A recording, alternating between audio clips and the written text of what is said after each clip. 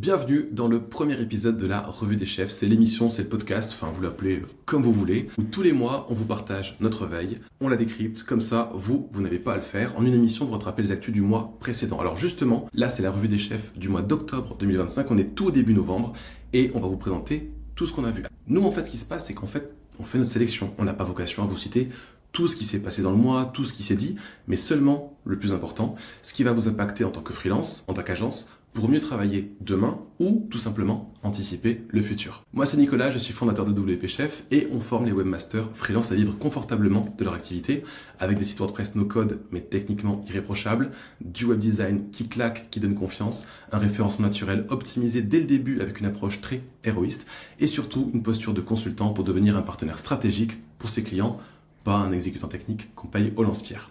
Tout ça pour aider nos apprenants à développer une activité pérenne et passionnante. Et je suis accompagné de Nicolas, lui aussi, qui est responsable de la veille à WP Chef. Salut Nicolas. Salut Nicolas. Alors moi je suis consultant indépendant depuis 2011 et depuis le début mon objectif c'est de développer l'activité de mes clients avec le plus d'efficacité possible. Donc nos intérêts se rejoignent et c'est comme ça que je suis arrivé naturellement à faire des sites WordPress no code puisque c'est la façon la plus efficace de faire. Et donc maintenant je suis également mentor chez WP Chef pour transmettre ma passion. Du coup, c'est Nicolas qui, tout au long du mois, capte tous les signaux, les trie, les arrange et tout ça. Et c'est comme ça que, sans transition, on va vous présenter la toute première actu. Alors, la grosse actu du mois, c'est la sortie de WordPress 6.9 en version bêta. Donc rappelez-vous qu'il ne va y avoir qu'une seule version cette année de WordPress, une version majeure, mais finalement les contributions d'Automatic, l'entreprise de Matt Mullenweg, ont repris. Et du coup, on aura deux versions majeures au lieu de 3 d'habitude. Donc la nouvelle, c'est la version 6.9 qui est sortie en version bêta au cours du mois d'octobre. Donc la version définitive sortira le 2 décembre. Donc on en reparlera dans la prochaine émission quand on aura eu le temps de tester tout ça. Mais je peux d'ores et déjà vous parler du contenu, en tout cas de ce qui a été mis en avant par l'équipe de développement. Il y aura d'un côté, premièrement, les notes collaboratives, donc des améliorations de fonctionnement et d'interface, parce que ça existe déjà dans Gutenberg. Donc ça, c'est la phase 3, qui est vraiment la phase de travail collaboratif, avec des outils pour travailler ensemble, en même temps, sur les mêmes documents, un peu comme dans Google Docs, finalement. Oui, c'est vrai, dans l'interface, clairement, on va avoir des petites bulles à droite de l'écran et un tel qui dit « Ah, ça, je l'aurais pas dit comme ça. Ah, cette image, est-ce qu'on pourrait pas trouver mieux ?» C'est vraiment cet aspect-là. On co-construit une page, un article, un truc du genre. Donc ça, c'est vraiment un développement assez important. On aura également la possibilité de masquer les blocs dans l'éditeur natif. Alors pour l'instant, ce sera manuel, c'est-à-dire que soi-même, on va pouvoir dire « ça, je l'affiche jusqu'à ce que je débloque le truc ou je le cache ». Mais pour l'instant, c'est pas hyper utile, c'est plus un outil pour soi, mais on part du principe que ce sont les premières briques pour une utilisation qui va être plus utile dans le futur. Donc on pense notamment à des conditions par rapport au responsive design, donc du coup des blocs qui vont être affichés uniquement sur mobile ou uniquement sur ordinateur. Et on pense aussi peut-être à de la programmation, de dire tel bloc sera affiché uniquement de telle date à telle date, par exemple un bloc qui va afficher une promotion, une publicité, quelque chose comme ça. On n'est pas encore dans le secret des dieux, on imagine que ça va servir à ça parce que pour l'instant c'est pas extrêmement utile, mais on aimerait bien avoir plus de contrôle sur l'affichage, sur les différentes tailles d'écran. En sachant que ça, c'est déjà proposé dans énormément de constructeurs de pages. Il y a également l'extension Block Visibility qui fait plein de choses super bien à ce sujet. Là, quelque part, on a quand même l'éditeur de bloc qui est en train de rattraper son retard et peut-être en train de poser les bases pour faire quelque chose de responsive.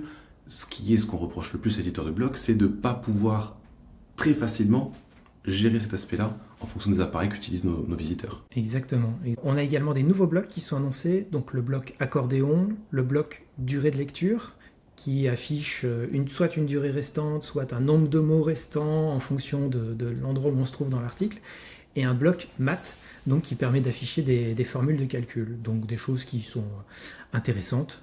Bon, ça ne va pas révolutionner notre usage, on entend plutôt des évolutions du côté du responsive, comme tu disais.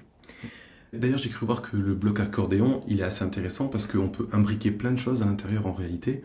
C'est pas juste l'accordéon et on met du texte, mais si on peut mettre des colonnes à nouveau, on peut faire un truc, c'est pas l'accordéon basique non plus. Voilà, c'est ça, en fait, c'est un nouveau conteneur finalement, oui. Et on peut mettre un peu ce qu'on veut à l'intérieur, donc effectivement, c'est assez intéressant.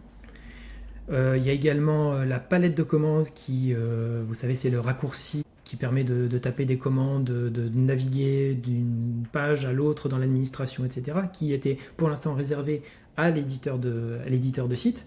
Et donc maintenant, c'est étendu à toute l'interface d'administration. Donc ça va décupler l'usage, en tout cas la visibilité.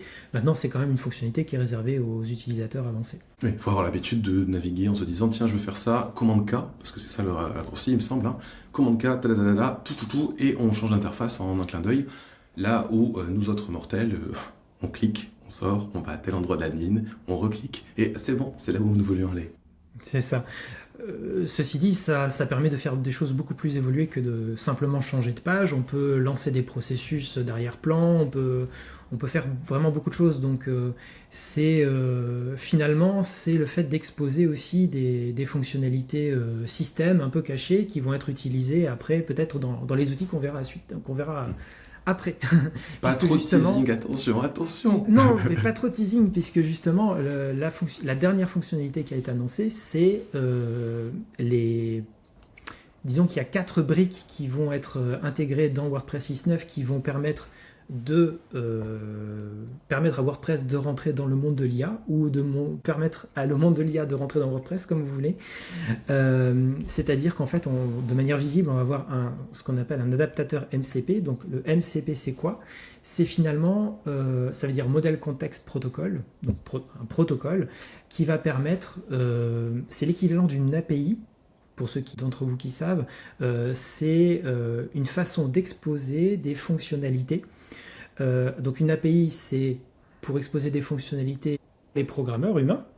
Et le MCP, c'est une façon d'exposer, je résume, ces mêmes fonctionnalités à une intelligence artificielle qui serait extérieure à WordPress. Donc c'est une méthode, un protocole, c'est vraiment un protocole de discussion entre le serveur WordPress d'un côté et des agents externes. Alors dis-moi si je me trompe, ça veut dire qu'aujourd'hui, si on utilise une IA, elle essaiera de cliquer dans notre interface pour faire des choses, alors qu'en réalité, si elle a accès à un MCP, on peut lui dire, en fait, crée-moi un article dont le titre c'est tel truc, tu le mets dans telle catégorie, pour générer l'intro, fais-moi un texte de 50 mots qui va parler de ça. Et en réalité, là, elle va pas cliquer, faire des choses ou essayer de cliquer, elle va se dire, je sais exactement comment le faire et j'ai des correspondances et avec ce contexte, je peux le faire et ça va arriver de suite en fait. C'est exactement ça. Aujourd'hui, une IA qui dispose d'un mode agent, parce que c'est pas toutes les IA qui le font, et d'ailleurs on a pu le tester, alors pas trop de teasing pour la suite, on a pu le tester avec les nouveaux navigateurs qui sont sortis. En fait, on voit l'IA qui va, avec le prompt que tu as donné, on a l'IA qui va aller cliquer, ouvrir des menus un peu au hasard, tâtonner finalement, voire faire des erreurs, effacer. Moi j'ai fait un test où on lui dit, je lui ai demandé de me faire une page de présentation pour une entreprise fictive, et en fait je lui ai demandé de faire une hero section en haut, et en fait on la voit tâtonner, elle rajoute un bloc bannière, elle n'y arrive pas, elle efface, elle recommence, puis au bout de 3 fois elle dit qu'elle va échouer. Là on n'aura pas du tout ce problème là, puisqu'on a des méthodes qui sont officielles, qui fonctionnent bien, qui ont été testées, et donc elle saura ce qu'elle peut faire et donc ce qu'elle peut pas faire, et elle va pas tâtonner, quoi. On aura un résultat bien meilleur et ce sera beaucoup plus efficace, même en termes de temps de calcul, de consommation d'énergie, etc. On rentre vraiment dans quelque chose de fiable. C'est intéressant, et ce qui est aussi intéressant, c'est que ce sera utile pas que pour des IA externes, mais c'est aussi utile en interne, parce qu'en fait le socle de ça, c'est d'avoir le cœur et des extensions, enfin tout ce qui compose WordPress, qui finalement va se rassembler autour d'une norme commune pour exposer ces fonctionnalités. Et donc en fait, on va pouvoir avoir des extensions internes à WordPress qui travaillent avec d'autres extensions, chose qui n'est pas vraiment possible aujourd'hui si ce n'a pas été prévu au travers d'un partenariat entre différents éditeurs. Et donc, j'ai un exemple qui me vient en tête, tu dis si c'est OK ou pas, ouais. Mais en gros, c'est vrai que nous, on le voit dans l'espèce d'osmose qui existe entre Astra et Elementor. Ils arrivent l'un et l'autre à se dire, tiens, je veux masquer le titre. Alors si moi je fais ce réglage de ce côté, ça devrait faire le réglage de l'autre côté chez l'autre. Mais là, en réalité, c'est pas juste, il faut pas connaître l'option dans la base de données qui doit modifier tout ça. C'est plutôt, moi, telle extension, j'ai par exemple 1500 actions possibles. toi, cher thème, t'en as 250. Et en fait, on sait que quand tu demandes ça, l'autre a une correspondance et ça communique plus rapidement plutôt que d'aller toucher dans la base de données. Est-ce que c'est à peu près ça ou Oui, c'est ça va ça, plus c'est loin? ça. En fait, on pourrait imaginer qu'au bout d'un moment, on pourrait imaginer que les thèmes se standardisent au niveau de ce MCP, mais comme c'est une intelligence artificielle, il n'y a même pas vraiment besoin de standardisation. C'est-à-dire que dans le cas que tu as pris, on pourrait dire à Elementor pourrait demander à masquer le titre au thème qui existe, et après il pourrait y avoir une espèce de correspondance où le connecteur d'Elementor va dialoguer avec le connecteur du thème, sans savoir lequel c'est, Oui. nécessairement. Ça pourrait être n'importe quel thème, et qui va lui dire est-ce que tu as un truc qui permet de masquer le titre, et le thème va répondre oui, je sais faire, est-ce que tu veux que je le fasse, oui, vas-y, ok, voilà. Pour Oui, simplifier, quoi. c'est pas du tout une correspondance, il faut connaître exactement la porte d'un côté, la porte de l'autre ou la base de données. Non, c'est plutôt ça va discuter en fait. Ouais, c'est ça. Et ça va s'adapter en temps réel. C'est ça. Ok.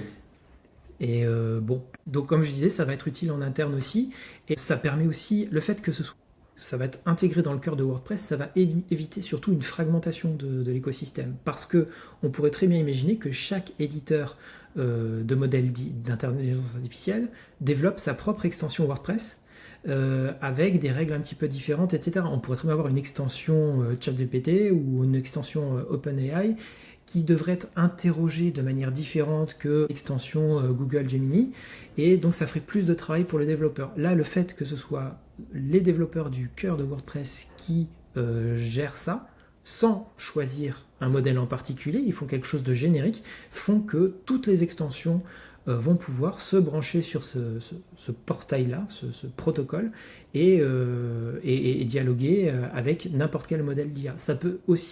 On pourrait aussi imaginer un système où on a une extension de SEO, par exemple, une extension de référencement, qui va proposer à son utilisateur la capacité de générer des textes automatiquement au travers d'une IA, mais sans imposer une IA. Et après, selon les abonnements de l'utilisateur, de l'administrateur qui utilise l'extension, eh bien en fait il pourrait aller piocher dans l'un ou l'autre des modèles en fonction de ce qui est disponible, et ça de manière fluide et transparente, quoi.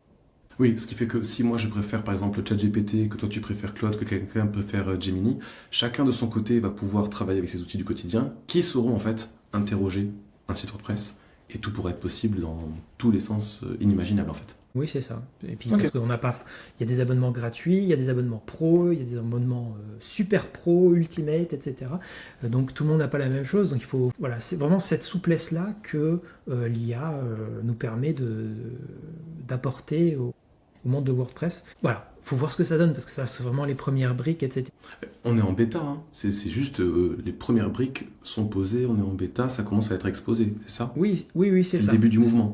C'est le début du mouvement, mais bon, il faut bien commencer par là. Mais je pense, enfin, comme dans tout ce qu'on a vu ces derniers mois, je pense que l'adoption va être rapide, puisque finalement, WordPress est d'un certain côté en train de rattraper un retard par rapport à des outils autonomes, des outils spécialisés qui, eux, vont beaucoup plus vite.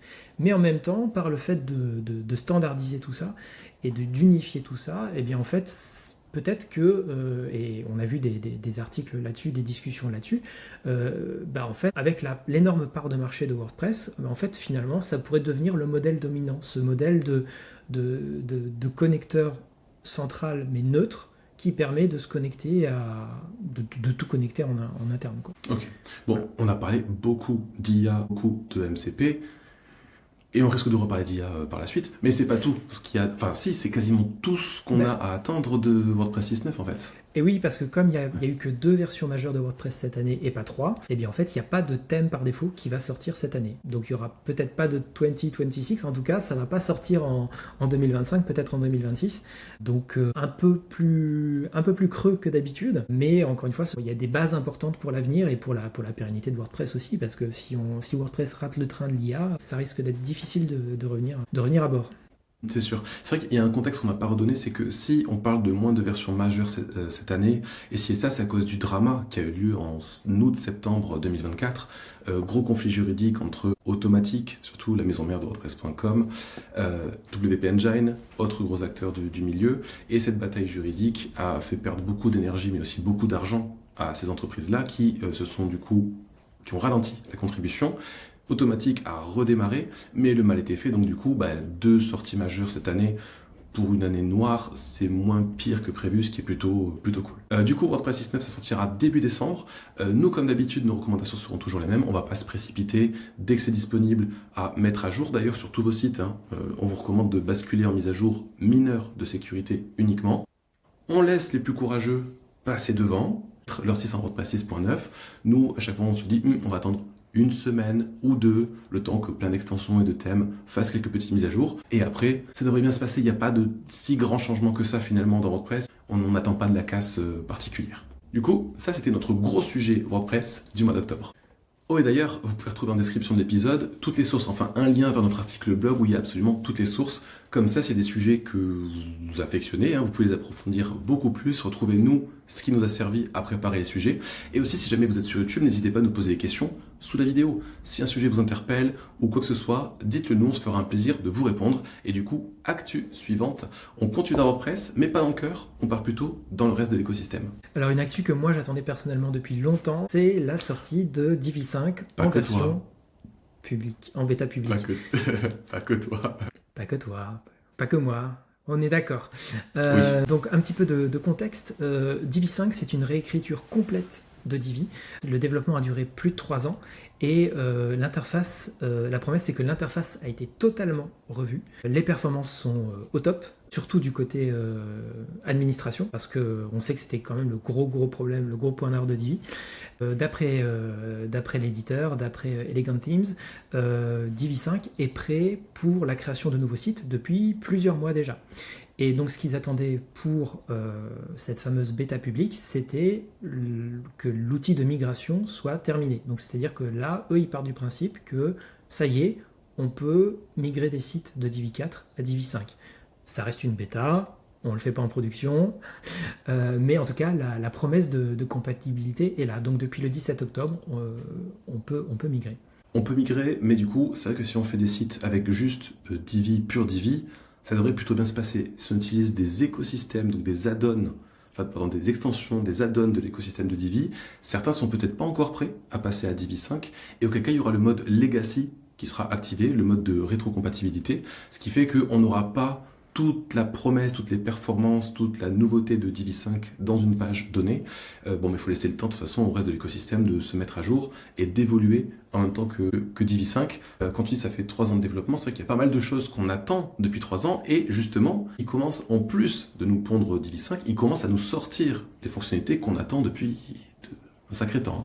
Et ouais, ça s'enchaîne assez vite d'ailleurs, surtout cette année. On peut citer les sections et les modules imbriqués sans limite de profondeur. Donc avant c'était assez rigide, on avait les lignes, les colonnes et les modules dans les colonnes et ça s'arrêtait là. Et si on voulait imbriquer des modules dans d'autres modules, il fallait passer par des extensions tiers. Ça marchait plus ou moins bien, on va dire. Ouais, en tout cas en termes de performance, c'était pas terrible. Ouais. C'est assez compliqué à gérer. Là, c'est natif et c'est infini, donc normalement, ça devrait être bien géré. On a aussi la prise en charge du mode Flexbox et des grilles CSS, enfin. Je pense que ça, c'est quelque chose que toi, tu... Voilà. Ça fait tellement longtemps... Enfin, bon, voilà, c'est... On se débrouille, quoi. Oui, on se débrouille, mais quelle galère de se dire, tiens, je fais un site avec Divi 4 et je dois me casser la tête pour juste des questions d'alignement. Alors qu'en fait, en Flexbox, ça se fait en claquant des doigts. Enfin, on va pouvoir faire des sites vraiment modernes avec Divi. C'est ça le truc qui arrive. Oui, ça, c'est pas dommage. C'était vraiment un des points principaux qui faisait qu'on pouvait plus recommander Divi ces dernières années, quoi. C'était vraiment très, très compliqué. On a également les points de rupture personnalisés. Donc là, on peut définir autant de points de rupture qu'on veut pour le responsive design. On a un constructeur de boucle natif. Un peu ce qu'on veut dedans comme type d'élément. J'ai vu un tuto cette semaine sur des constructeurs de boucles pour WooCommerce avec des produits à l'intérieur, ce genre de choses. Donc on peut vraiment faire ce qu'on veut. Donc à voir dans quelle mesure ça peut remplacer des extensions tierces. J'ai vu que Divi Engine est sorti. Ils n'ont pas mis à jour Divi Machine, ils ont sorti une nouvelle extension qui vient compléter les compétences du constructeur de boucles natif de Divi. Donc après, à voir. Ça c'est le risque, hein, parce que Elegant Themes qui se réveille, c'est aussi une partie de l'écosystème qui va rester sur le carreau. Ils vont se faire Sherlocker, en gros, pour ceux qui ont la référence. Et ce qui aurait dû appartenir au cœur de Divi, en gros, va finir par y être. Ça veut dire que certains produits qu'on utilisait à une époque vont devenir inutiles, tout simplement. Donc que tu me dises, ouais, chez Divi Engine, ils changent d'approche, il vaut mieux pour eux, probablement. Ouais. Et en même temps, on a toujours senti que Elegant Themes cherchait à protéger leur écosystème, puisqu'ils ont développé leur propre marketplace qui est ouvert à des éditeurs tiers. Bon, je pense qu'ils ont pris ça en considération de toute façon. On a également les attributs HTML personnalisés, c'est-à-dire qu'au-delà de ce qui est possible dans l'interface de Divi nativement, aujourd'hui, tous les attributs HTML sont disponibles. On peut mettre absolument ce qu'on veut. On peut déclarer soi-même les attributs HTML. Donc, finalement, on n'est plus contraint par les limites, les capacités de Divi.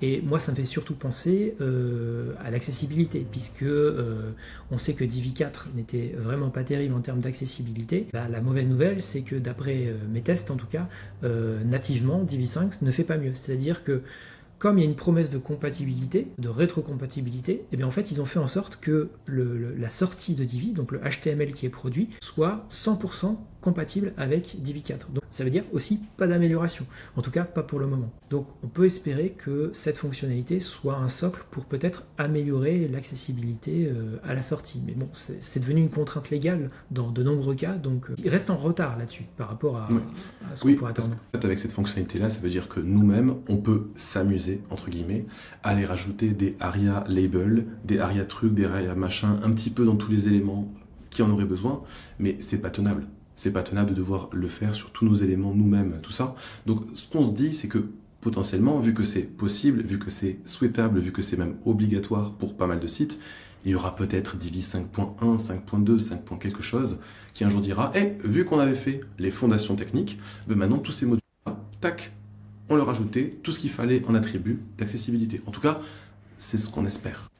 Oui, absolument. Et donc, dernière fonctionnalité que je voulais mettre en avant, c'était l'inspecteur de code, qui est une toute dernière sortie, je crois, de septembre, qui est inspirée de l'inspecteur de code de Figma. J'ai pas encore eu l'occasion de jouer avec, mais d'après les vidéos, ça a l'air vraiment sympa. Ça permet d'aller trouver rapidement et facilement. Quand on se pose une question de pourquoi tel élément fait ça dans telle mise en page, on peut aller voir ça facilement et rapidement. Donc ça a l'air assez puissant. Impatient de tester ça. Mais c'est vrai que c'est quand même un gros changement, parce qu'on avait un Divi 4 qui avait une façon opinionated en anglais. Il y avait l'interface invisible. C'était ça le credo. On voit rien à l'écran, il faut survoler pour voir les éléments ici et ça. On se retrouve avec finalement une interface sur les deux côtés, dorénavant. On se retrouve avec un Divi qui ressemble plus au Divi qu'on a connu. Moi j'ai l'impression qu'il va falloir retrouver ses marques, réapprendre. Il y avait déjà de bonnes idées dans Divi 4, des trucs pour étendre les réglages, le rechercher, remplacer, tout ça. Tout a été boosté, rendu plus rapide et tout. Mais j'ai l'impression quand même que si on veut faire des sites avec Divi dans quelques mois, il va quand même falloir passer du temps à retrouver tout ça, à apprendre les nouvelles fonctionnalités, celles qu'on pouvait trouver dans Elementor ou des choses comme ça. Et d'ailleurs, nous, notre recommandation, c'est à ce stade-là, si vous avez une licence de Divi, n'hésitez pas à prendre une version bêta pour jouer en local, en pré-prod, faire des tests par-ci par-là, lancer de vrais sites pour des clients. Moi, je me chaufferai pas. J'ai vu le changelog de certaines versions, et quand je vois la liste longue comme le bras de correctif, je me dis, c'est pas encore ça. Non, on préfère jouer à la sécurité et dire, vous savez quoi, il vaut mieux attendre la version publique, la vraie version Divi 5.0, qui sortira soit en cette fin d'année, soit en tout début d'année 2026. Et là, ce sera vraiment safe, je pense. Mais ça se trouve, je vous dis ça, et certains sites pourraient très bien fonctionner, des sites assez simples, pourrait fonctionner avec Divi 5 en version bêta dès maintenant, je pense. T'en penses quoi, toi ? Moi, je pense que le prochain site que je vais essayer, je vais tester Divi 5, c'est sûr. Est-ce que je vais le garder ou pas ? Ça, je sais pas encore. C'est le risque. Ça a l'air quand même... c'est quand même assez mature, en tout cas dans le discours. Après, on verra. J'ai envie de faire un pas de côté et tu dis que ça va être un gros changement. Est-ce que par rapport à Elementor, est-ce que tu penses que c'est un plus gros changement ou un plus petit changement? Parce que moi j'ai l'impression que tu disais Non, que... plus petit. Plus petit Plus quand petit. même. Hein. Plus petit. Quand même. C'est vrai que c'est pas l'ordre du jour, on voulait pas vous parler forcément de trop d'Elementor et tout ça, mais le passage de la V3 à la V4 est un changement complet. Paradigme en fait. Ouais, de paradigme, c'est une façon totalement différente de créer des sites. On peut dire que Elementor V3, c'est pour des webmasters, des constructeurs de sites assez habituels, c'est même pour le client final qui peut faire son propre site. L'approche d'Elementor V4, c'est au contraire de se dire non, on raisonne en design system dès le début, on joue avec des classes CSS et tout. C'est un outil ultra puissant pour des gens qui ont ces logiques-là. Divi ne va pas encore là-dedans. Là où Divi est différent, c'est que plutôt que d'aller parler de classe CSS, il va plutôt encore parler de preset, donc de pré-réglage. Il y a une approche qui va rester peut-être un petit peu plus grand public. Nouvelle interface, nouvelle façon de faire les choses, mais l'esprit est quand même là, alors que les Elementor V4, on ne conçoit plus de la même façon. Ça c'est vrai, tu as raison. Et on aura l'occasion d'en parler, je pense, dans les mois qui arrivent. Ouais, je voulais rassurer les gens qui nous écoutent éventuellement, c'est pas si drastique que ça, ça change pas le public, ça change pas le public de Divi, quoi. Oui, tout à fait. Ok. Bon, on passe à la suite. Mais carrément. Alors, donc puisqu'on est en train de parler des outils que nous on utilise, on utilise aussi WP-Rocket, on en parle souvent. WP-Rocket, c'est une extension de cache premium pour WordPress. Et la surprise du mois dernier, c'est qu'il y a une annonce, pas du tout pré-annoncée, il y a eu la sortie de Rocket Insight qu'on a vu apparaître dans l'interface d'administration de WP-Rocket. Alors Rocket Insight, c'est un service, c'est pas une fonction, qui est intégré à WP-Rocket, mais c'est pas une fonctionnalité native de WP-Rocket. C'est l'analyse des performances des sites au travers de GTmetrix. Donc GTmetrix, c'est un outil qui est assez connu, qui a été racheté par l'entreprise parente de WP-Rocket qui s'appelle Group One. Pour info, c'est dans le même groupe qui se trouve Imagify, qui est donc un service qui permet de compresser des images à la volée.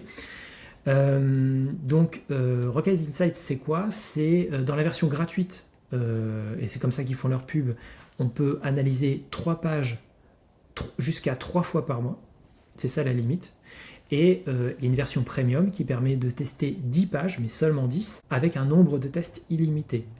Et donc, c'est sur abonnement, et ça va coûter 9$ par mois, rabaissé à 5$ pour la première année. Donc, comme on est restreint en nombre de pages, et qu'en plus on est surtout restreint à un seul site, c'est-à-dire que si vous avez 2 sites, vous devez payer 2 fois, pour l'instant il n'y a pas d'abonnement en volume. En fait, nous on trouve ça, moi je trouve ça un peu cher. Je pense que tu as la même opinion que moi. Donc c'est peut-être quelque chose qui est réservé aux gros sites. Oui, en même temps, moi ça me fait penser, c'est une discussion que j'avais eue avec Jonathan et Jean-Baptiste, donc les fondateurs de WP-Rocket. Ils avaient cette vision un jour de pouvoir améliorer ultra facilement la performance, mais la tester aussi de façon très, très régulière.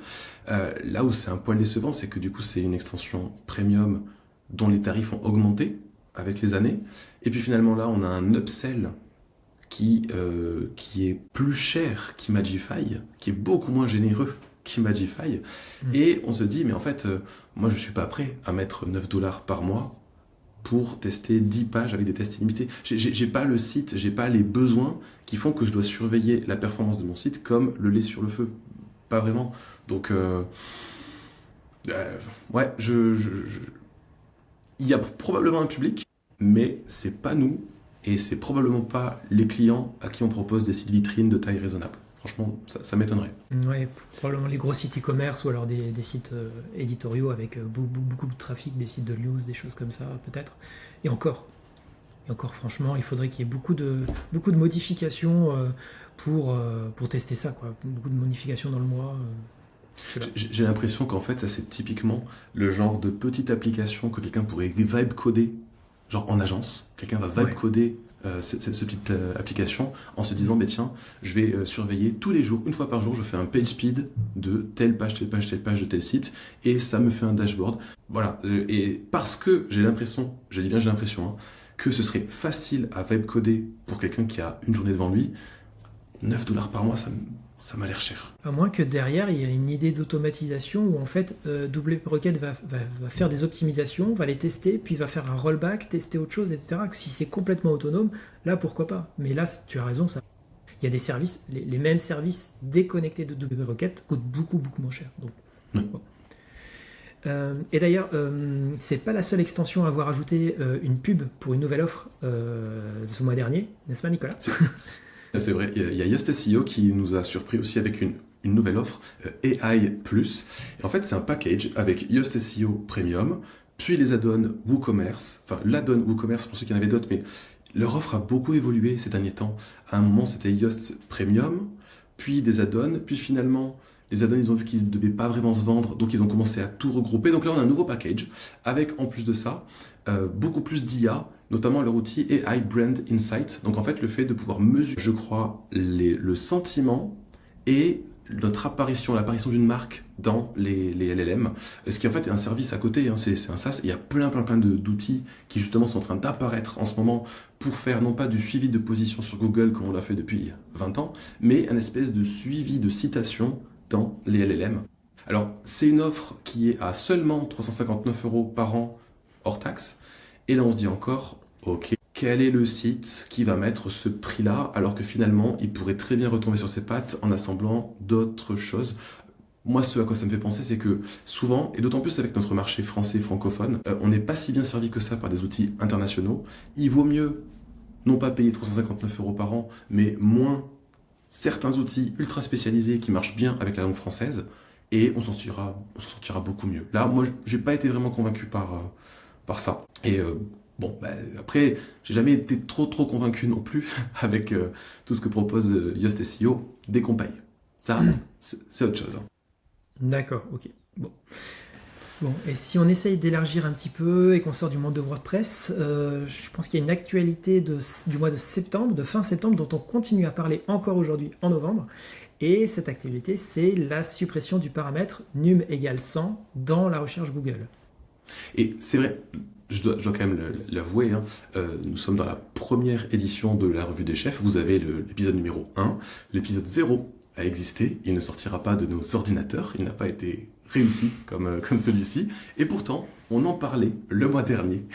On a quand même Google qui a du coup changé les règles du jeu, qui en avait marre de se faire exploiter, dont les données étaient scrappées par d'autres acteurs et tout ça, et donc il y a eu un petit bouleversement du côté des outils de SEO, du côté des outils de suivi de position, et donc il y a quelques tensions qui sont apparues en septembre, qui ont continué en octobre.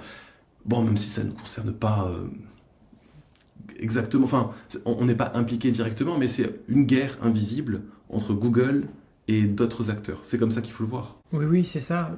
Bon, on a quand même eu, en tant qu'utilisateur des outils de suivi, on a eu des petites frayeurs fin septembre, début octobre, puisqu'on a vu des positions disparaître, des choses comme ça, donc l'impact est là, mais c'est vrai qu'on n'est pas concerné directement. Mais bon, c'est intéressant de voir qu'il y a eu aussi une communication de crise de la part de plusieurs éditeurs qui disaient bon voilà, on est en train de chercher des solutions, etc.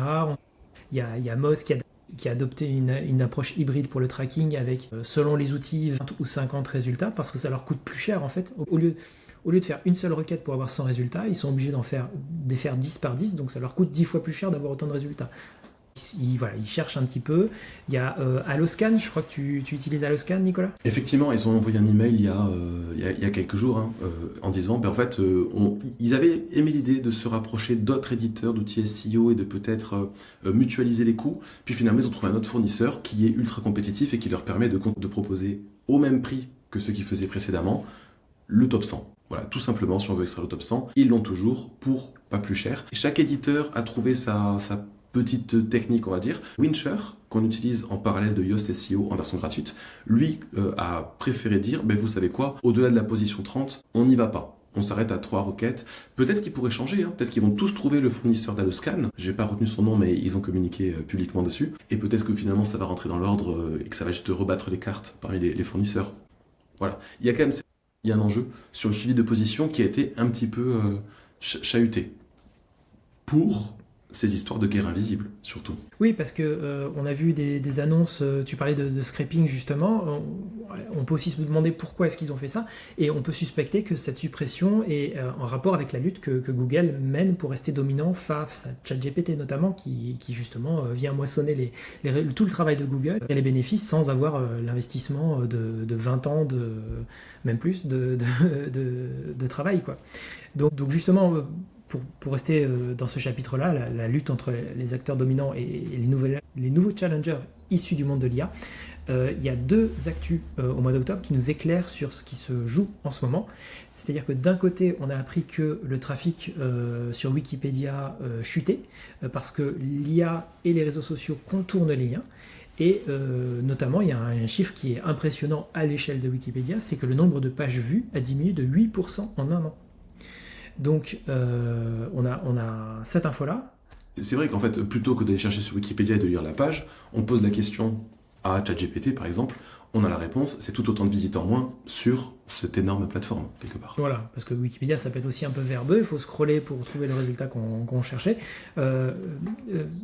Les IA vont, si on pose une question un petit peu précise, l'IA va chercher directement le paragraphe qui nous intéresse dans le pavé Wikipédia. Donc forcément, on gagne du temps et puis on n'a pas cliqué. Donc le trafic baisse. Et de l'autre côté, on découvre également, puisque Google et Microsoft ont publié leurs revenus pour le trimestre ou pour le semestre, je ne sais plus, ce qu'on comprend, c'est qu'en fait, avec les résumés IA, qui sont donc intégrés dans la recherche de Bing et dans la recherche de Google, Encore chez nous. Pas encore chez nous en France, c'est ça, c'est que on parle de situations et de changements, de gros bouleversements dans les résultats de recherche auxquels on n'a pas accès en France, encore. Il y a ce truc aussi où c'est assez fou, on est vraiment parmi les derniers des derniers là. Tous les pays européens sont concernés et franchement dans le monde, je pense pas que... J'ai pas eu écho d'autres cas similaires. En tout cas, dans une région où il y aurait un pays isolé comme ça, c'est vraiment une spécificité française. Et oui. Et du coup, ce que tu disais, c'est que nous on le voit pas, mais il y a plus de chiffre d'affaires publicitaire dans la recherche chez les autres pays, finalement. En fait, oui, l'apprentissage, c'est ça, c'est que le CA publicitaire, donc généré par les publicités affichées au sein des résultats, a, je ne vais pas dire explosé, mais a grandi significativement. Et la conséquence, c'est qu'il y a moins de trafic sur les sites des éditeurs. Et donc, ces sites qui vivent du trafic publicitaire ont vu leurs revenus baisser. Donc finalement, avec les résumés IA dans les résultats de recherche, on a un revenu publicitaire qui est déplacé des sites des éditeurs vers Google et Microsoft, ce qui est quand même problématique, dramatique pour ces entreprises-là. Mais c'est pas encore le cas en France, comme tu disais. Donc, il y a quand même une résistance qui s'organise. On peut le voir notamment au travers de Cloudflare. Donc, Cloudflare, c'est une entreprise qui donne de la disponibilité à des petites ou même pas si petites que ça éditeurs, même des très très gros. Mais en fait, eux, ils sont plutôt du côté des éditeurs de sites que des GAFAM. Et donc, du coup, eux, ils ont pris une décision, c'est d'utiliser une réglementation européenne ou une directive, je ne sais plus, qui dit que si on ne donne pas l'autorisation d'avoir son contenu moissonné pour alimenter des IA, pour aller entraîner des IA, eh bien en fait ça équivaut à un refus. Donc en fait Cloudflare a pris une initiative qui est de dire que tous les fichiers robots.txt que eux distribuent, en fait ils vont les modifier, ils vont injecter un texte, une mention légale à l'intérieur qui dit si on vous dit pas que vous avez le droit de prendre nos contenus pour entraîner des IA explicitement, ça veut dire que vous n'avez pas le droit. Donc c'est quand même significatif quand on voit la taille de Cloudflare et la part de marché de Cloudflare. Après, est-ce que ça va être totalement respecté ou pas? J'ai l'impression que j'avais entendu des histoires comme quoi c'est pas parce qu'il y avait des consignes dans les robots TXT que les IA allaient pour autant l'éviter. Il y a tellement de sujets en ce moment que des fois, c'est comme le fichier LLM.txt, hein, après tout. Sert-il? Est-il respecté? Un peu, le robot TXT est censé être plus respecté quand même. Alors, il y a une histoire de respect technique, mais il y a aussi une histoire réglementaire. C'est-à-dire que là, on fait une déclaration et finalement, enfin, on fait rien, puisque c'est Cloudflare qui le fait pour nous, entre guillemets. Il y a un rappel à la loi, et après, Google ne peut pas dire « on ne savait pas ». Oui. C'est ça le fait marquant, c'est que Google ne pourra plus dire on savait pas, c'était pas clair, etc. Maintenant c'est clair. Donc voilà, ça se débat, ça teste dans tous les sens et il va y avoir encore beaucoup de changements dans les prochaines années et les prochains mois. C'est vrai que le web est en train d'évoluer. Maintenant, il ne faut pas avoir peur pour l'intégralité du web. Parce qu'en fait, on pourrait se dire, oh là là, à cause des IA, à cause des résultats de recherche qui deviennent en mode IA ultra synthétique et ci et ça, ça veut dire qu'il n'y a plus de trafic pour plus aucun site. Ça, c'est faux. C'est-à-dire qu'en réalité, il n'y a plus autant de trafic pour les sites éditoriaux qui avaient des modèles d'affaires basés sur la publicité. Ça, c'est sûr, parce que quelque part, si la réponse elle apparaît plus tôt, on ne va pas sur le site du tout. Mais si on parle de e-commerce, si on parle d'activités commerciales en réalité, qu'elles soient autour de produits, autour de services ou autre trucs comme ça, on va continuer à se rendre sur les sites de plein d'entreprises, c'est pas un problème, ou ce seront des IA qui iront le faire peut-être un petit peu à notre place, mais l'éditeur final, lui, il aura toujours l'achat du produit, l'achat du service ou des choses comme ça. Tous ceux qui ont misé pendant des années sur la monétisation publicitaire, ceux-là sont en difficulté. Les autres, non, ça va. Mais cette crise de la presse en ligne, ça fait un moment qu'elle est là. C'est juste que là, on vient vraiment enfoncer le clou et on peut se dire « Ah ouais, c'est compliqué. C'est plus une façon de faire de l'argent sur Internet, clairement. » D'ailleurs, c'était une des réponses officielles d'un porte-parole officiel de Google dans une session de Q&A, dans une conférence, je ne sais plus laquelle. La question c'était mon trafic s'est effondré, a fortement diminué, n'exagérons pas, c'est catastrophique pour moi, qu'est-ce qui se passe? Et la réponse c'était si vous recevez moins de trafic mais qu'il est plus qualifié, vous aurez autant de ventes derrière. Donc vous consommerez moins de ressources pour avoir autant de ventes, voire plus. Donc pour vous, c'est tout bénéfice. On verra si ça se réalise réellement comme ça, ou si c'était surtout une belle langue de bois, pour ne pas dire que les choses aient changé. On ne sait pas. Moi, je pense qu'il y aura toujours autant d'utilité pour des sites internet dans le monde de demain. Pour moi, c'est une évidence. Dès lors qu'on on a une activité physique, on a une activité en ligne, on vend des produits, des services, le site restera important. Il va même devenir plus important, parce que quelque part, ça devient peut-être un hub qui nourrit les moteurs de recherche, qui nourrit les IA et qui nous rendent découvrables et qui nous rendent... On peut peut-être imaginer des interactions aussi demain. Quelque part, c'est... je sais pas, moi je suis... je cherche... c'est un cas que je fais en formation en ce moment, donc je cherche un traiteur pour mon mariage. J'ai mon agent IA qui va faire les recherches, qui va aller sur tous les sites, qui va remplir des demandes de devis à ma place, ou peut-être qu'il n'y aura plus les demandes de devis. Il y aura une IA qui parlera à une IA, il y aura l'IA du traiteur qui dira allez-y, balancez-moi ça comme info, ça comme info, et tac, devis automatique. Le moment où il faut signer, alors peut-être qu'on pourra donner les consignes à l'IA de dire vas-y, choisis-le et travaille ensemble. Il y aura quand même des humains qui arriveront à un moment pour choisir le menu du mariage et faire toute la presse à derrière. Donc des activités commerciales très classiques ne devraient pas trop changer. Contrairement aux affichages dans les résultats de recherche. Dernièrement. Oui, parce qu'on a vu débarquer partout dans le monde, et même en France pour une fois. Là, c'est pas forcément dans le bon sens pour nous, mais donc il y a un nouvel affichage des résultats sponsorisés. C'est-à-dire qu'aujourd'hui, on a un en-tête qui avant tous les résultats, avant toutes les publicités, et on n'a plus aucune mise en contraste ou mise en avant des publicités. Donc on a l'en-tête, on a des publicités qui sont présentées rigoureusement de la même façon que les résultats naturels, et puis en dessous, on a un bouton qui nous permet de replier les publicités qu'on a déjà vues, en fait. Qu'est-ce que tu en penses, Nicolas ? Le problème, c'est qu'on le sait, c'est pas nouveau. Moi, je peux revoir des supports de cours que j'utilisais il y a 10, il y a 15 ans, et c'était ultra facile de dire à quelqu'un, allez, on fait une recherche dans Google, voici les résultats sponsorisés, on les voit bien, il y a un encadré jaune autour, ou il y a un encadré vert, il y avait un truc, et petit à petit, cette mention a disparu, c'est étiolé, c'est dilué, et maintenant on se retrouve avec, en gros, une beaucoup plus grande confusion entre les résultats sponsorisés, les résultats naturels. Google va faire plus de chiffres, il y aura plus de clics qui vont se déporter vers les résultats sponsorisés. Bon, ceux qui vendent du Google Ads vont très bien s'en sortir, on va dire, et ceux qui font du SEO beaucoup plus traditionnel vont avoir un petit peu plus de mal, parce que le trafic vers les clients, là par contre, peu importe le secteur, on ne parle pas de monétisation publicitaire, là, ça va être impacté, on va le sentir passer quand même. Donc, c'est rude. Oui. C'est rude. Juste pour le mentionner en passant, parce que ça me paraît important, toujours dans les SERP, il y a Google qui est en train de tester, pour l'instant c'est un test, mais ça a été remarqué par pas mal de monde, il y a des descriptions générées par IA. Donc c'est-à-dire qu'au lieu de prendre un extrait, alors Google allait déjà chercher un extrait, l'extrait qui lui plaisait dans la page, il n'allait pas forcément afficher celui qu'on lui avait proposé. Maintenant il va pouvoir carrément générer par IA, donc avec Gemini, un résumé qui correspond à la requête. Et donc là, cette fois-ci, on a un petit symbole, un petit logo Gemini devant la description qui montre que ça a été généré automatiquement.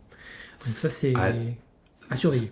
On va vers plus de transparence à la limite, parce que ça fait quand même des années que Google modifie les métadescriptions, les ajuste en fonction de la requête qui a été saisie, et là c'est limite un petit peu plus transparent que de mettre un petit logo Gemini à côté. Voilà, pourquoi pas. Il n'empêche qu'avec tout ça, moi je me dis, si aujourd'hui vous faites des sites, que vous accompagnez vos clients pour du référencement naturel, et c'est peut-être une nouvelle occasion, un nouveau signal de se dire, tiens, et si je leur proposais également du Google Ads.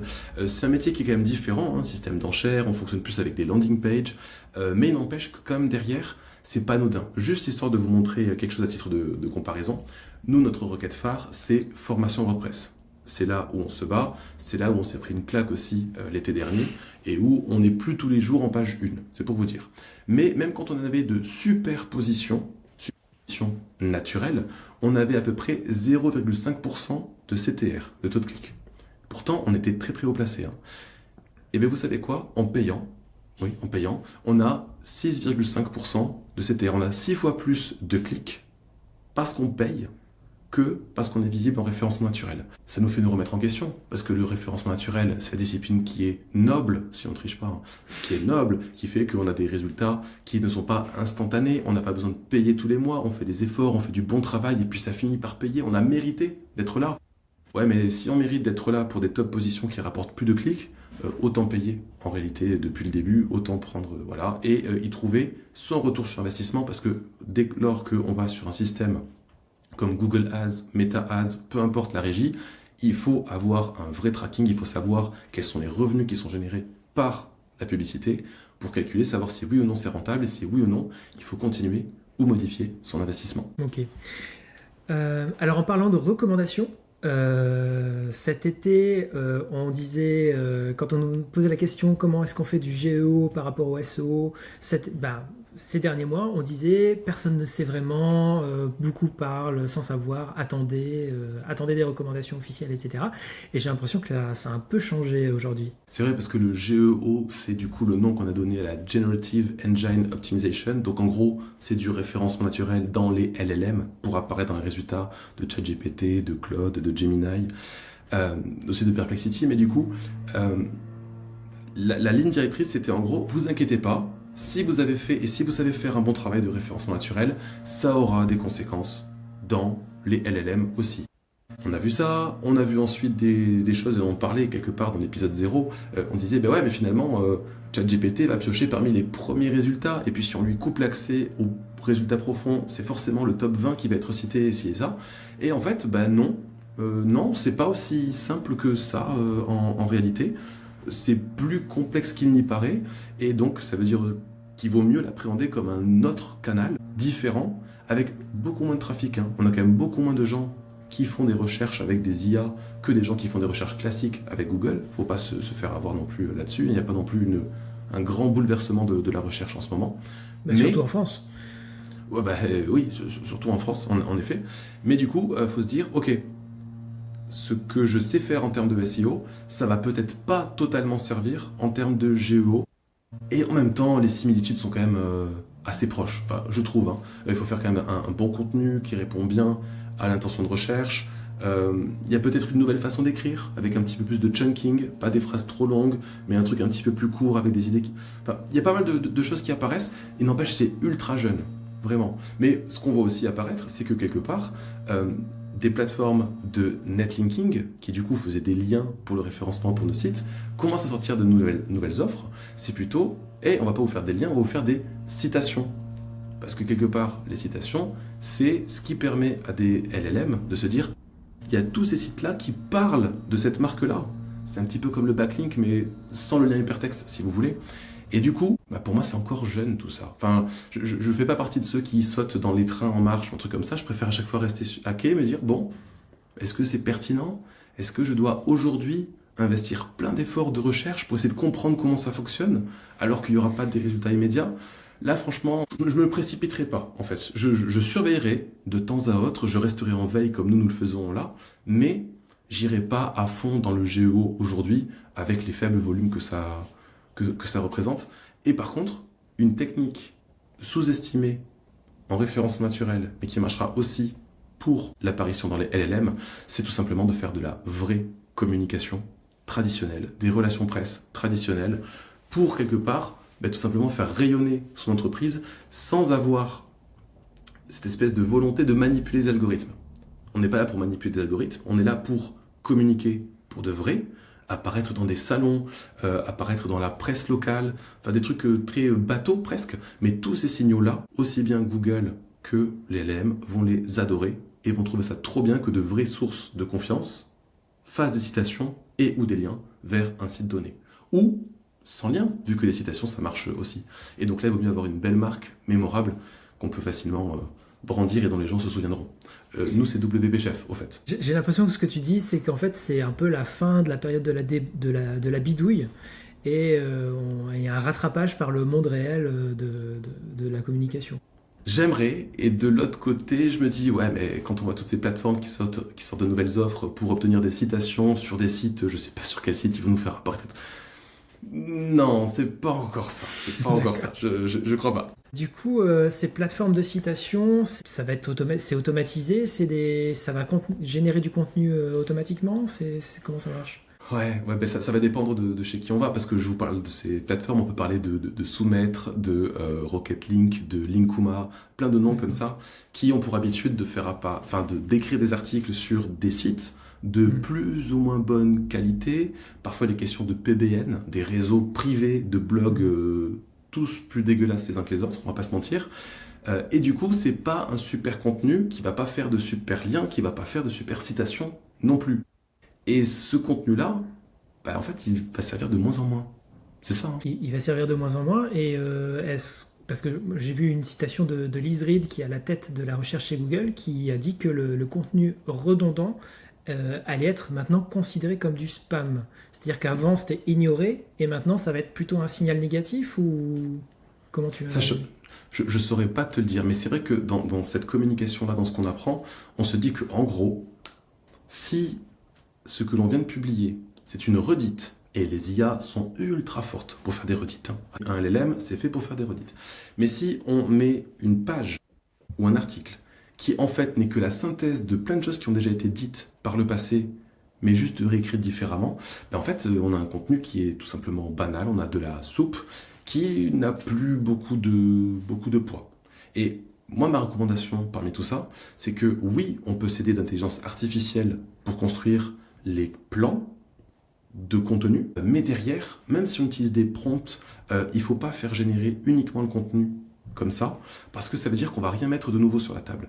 En fait, quand on est en train d'écrire des pages ou des articles pour un client, il faut que le client mette sa touche, qu'il aille nous faire part de comment lui, il est unique, comment lui, il voit les choses, qu'est-ce que lui fait de plus que les autres ne font pas, un parti pris. Dès lors, en fait, c'est ça, c'est dès lors qu'on a un petit peu d'unicité dans les contenus, c'est ok. Mais si on dit exactement la même chose que exactement tous les autres acteurs, en fait, ça servait pas à grand chose, c'était pas différenciant. Et là, de toute évidence, ça servira encore même moins que ce que c'était le cas. Et si c'est pour que tout un site tombe parce qu'il est considéré comme étant du spam, c'est rude. C'est rude, mais c'est mérité. Ça veut dire que ceux qui vont continuer à être visibles, ceux qui vont apparaître et briller dans les années à venir, c'est ceux qui vont faire en fait du marketing authentique et de la communication authentique. Ça augmente les barrières à l'entrée. Ouais. Voilà, les meilleurs vont pouvoir rester, les meilleurs vont gagner, et ceux qui voulaient faire rapidement du quick and dirty, des trucs en faisant des raccourcis, en fait non, ça marchera Ils feront de moins en moins bien ou plus, je pense, tout simplement. Ouais. Ok. Du coup, avant de passer à la suite, j'interromps l'émission pour vous demander une petite faveur. Il nous reste encore pas mal de sujets à traiter, notamment autour de l'intelligence artificielle. Vous avez l'impression qu'on a parlé que de ça jusqu'à présent, mais en fait non, on a une section dédiée, il va y en avoir encore plus. Mais si vous êtes là, si vous êtes encore là et que vous appréciez le format, franchement, mettez-nous un pouce, sur YouTube. Abonnez-vous, laissez-nous 5 étoiles en fonction de l'application au travers de laquelle vous écoutez ou vous regardez ce podcast. Ça va soutenir notre travail et ça nous incite à faire perdurer ce format. Nous, on l'aime beaucoup. On aimerait qu'il puisse durer pendant plein d'années. Alors, on vous attend. Allez-y. Faites cette action.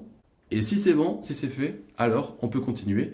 Et on va parler aussi beaucoup plus d'IA, alors qu'on n'a pas du tout parlé jusqu'à présent. Ouais, c'est ce que j'allais dire. On ne change pas complètement de sujet parce qu'on continue à parler d'intelligence artificielle. Mais cette fois-ci, on va regarder plutôt du côté des modèles et des éditeurs plutôt que du côté application pratique, puisqu'il y a eu énormément d'actualités depuis septembre. Alors j'aurais pu dire ça depuis l'année dernière, mais en fait, moi j'ai l'impression que ça continue à accélérer. En octobre, depuis septembre, on a plusieurs grosses annonces dans le même mois et par le même éditeur. Donc c'est ça qui donne cette impression de course finalement, parce que il y a des progrès certes, mais j'ai l'impression qu'il y a beaucoup de communication aussi. Et le symptôme le plus flagrant pour moi, en tout cas, ce qui a peut-être été le mieux transmis par des médias plus généralistes, c'est l'arrivée des navigateurs enrichis à l'IA.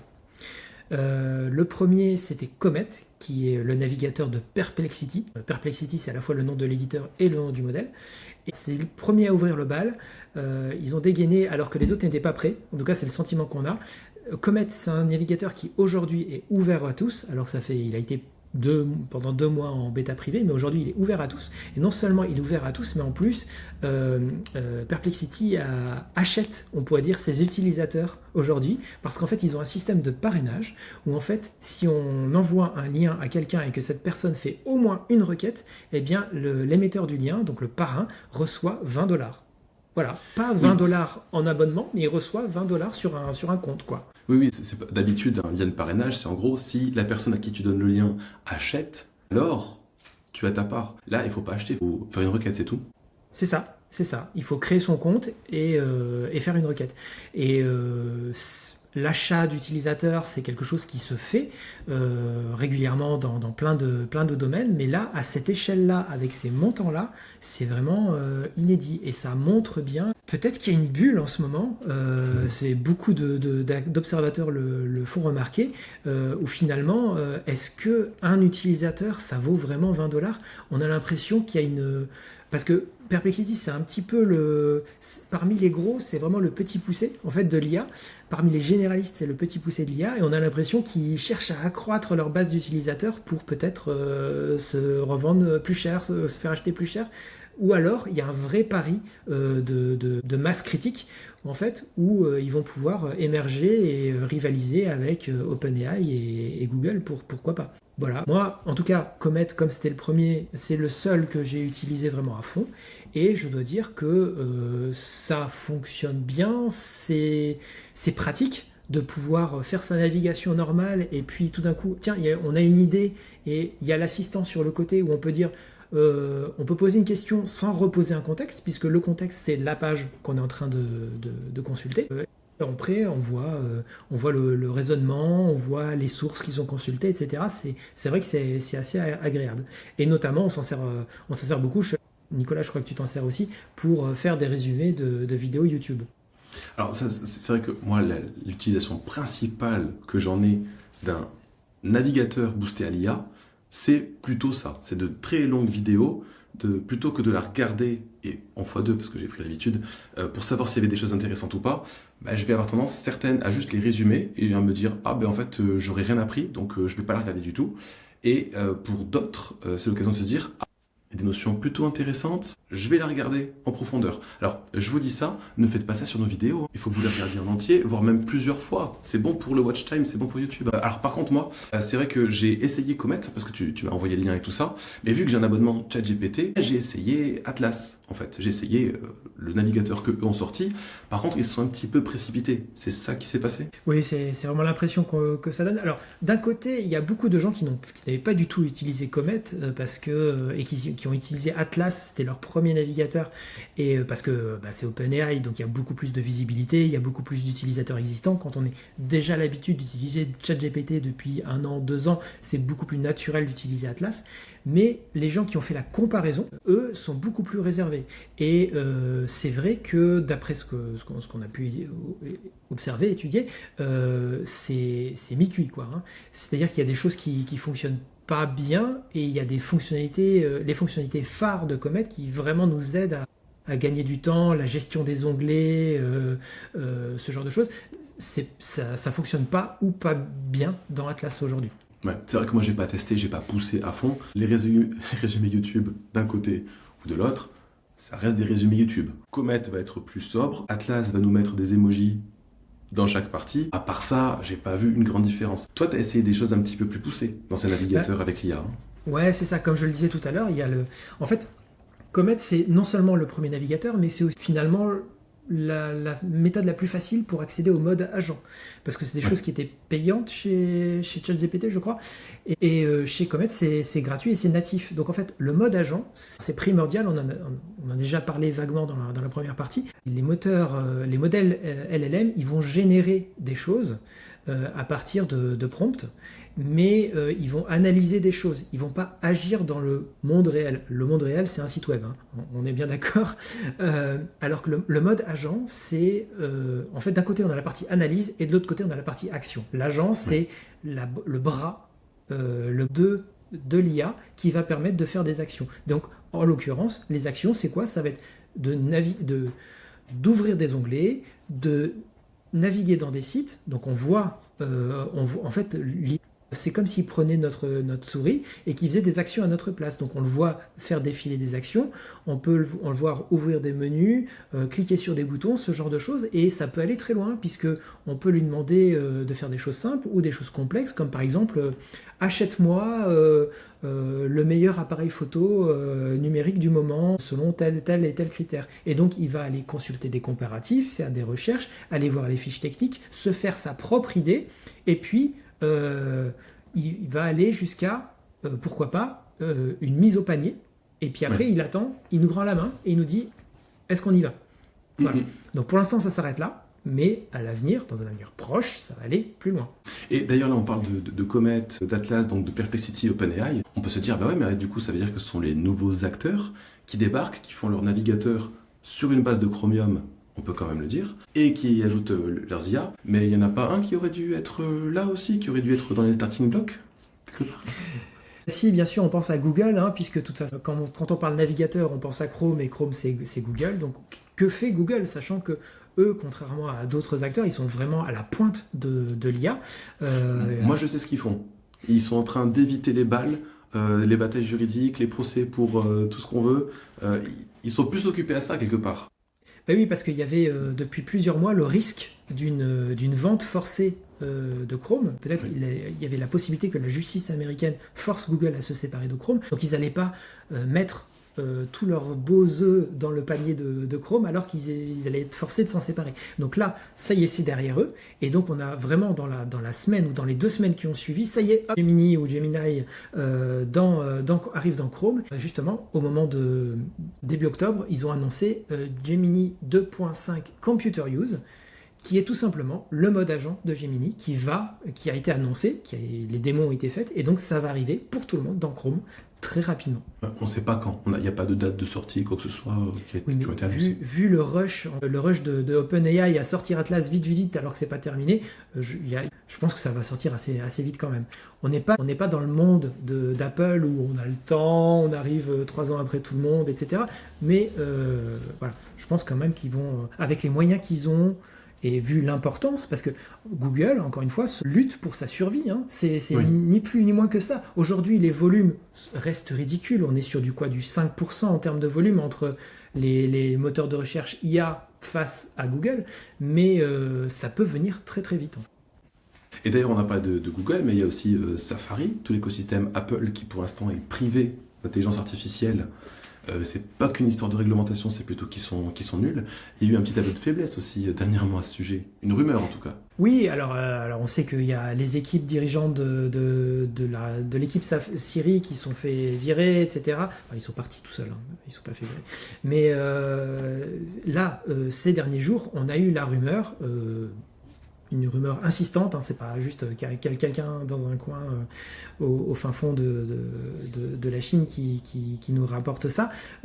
Il semblerait que Apple ait décidé de jeter l'éponge, en quelque sorte, et de prendre une licence auprès de Google pour justement avoir développé avec Google une version personnalisée de Gemini pour l'ensemble de l'écosystème Apple finalement.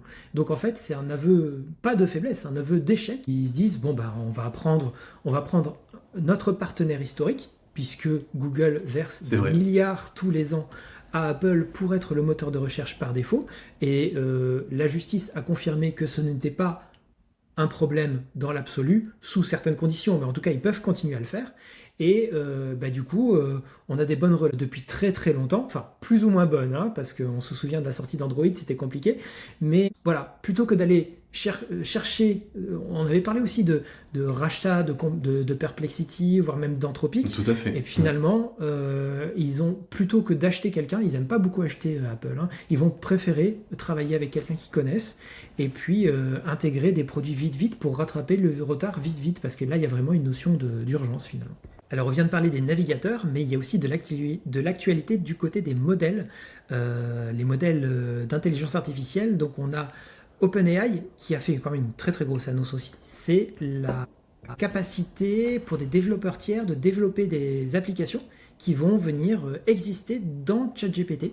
Donc ChatGPT se transforme en véritable plateforme. Et on a aussi la création d'agents autonomes.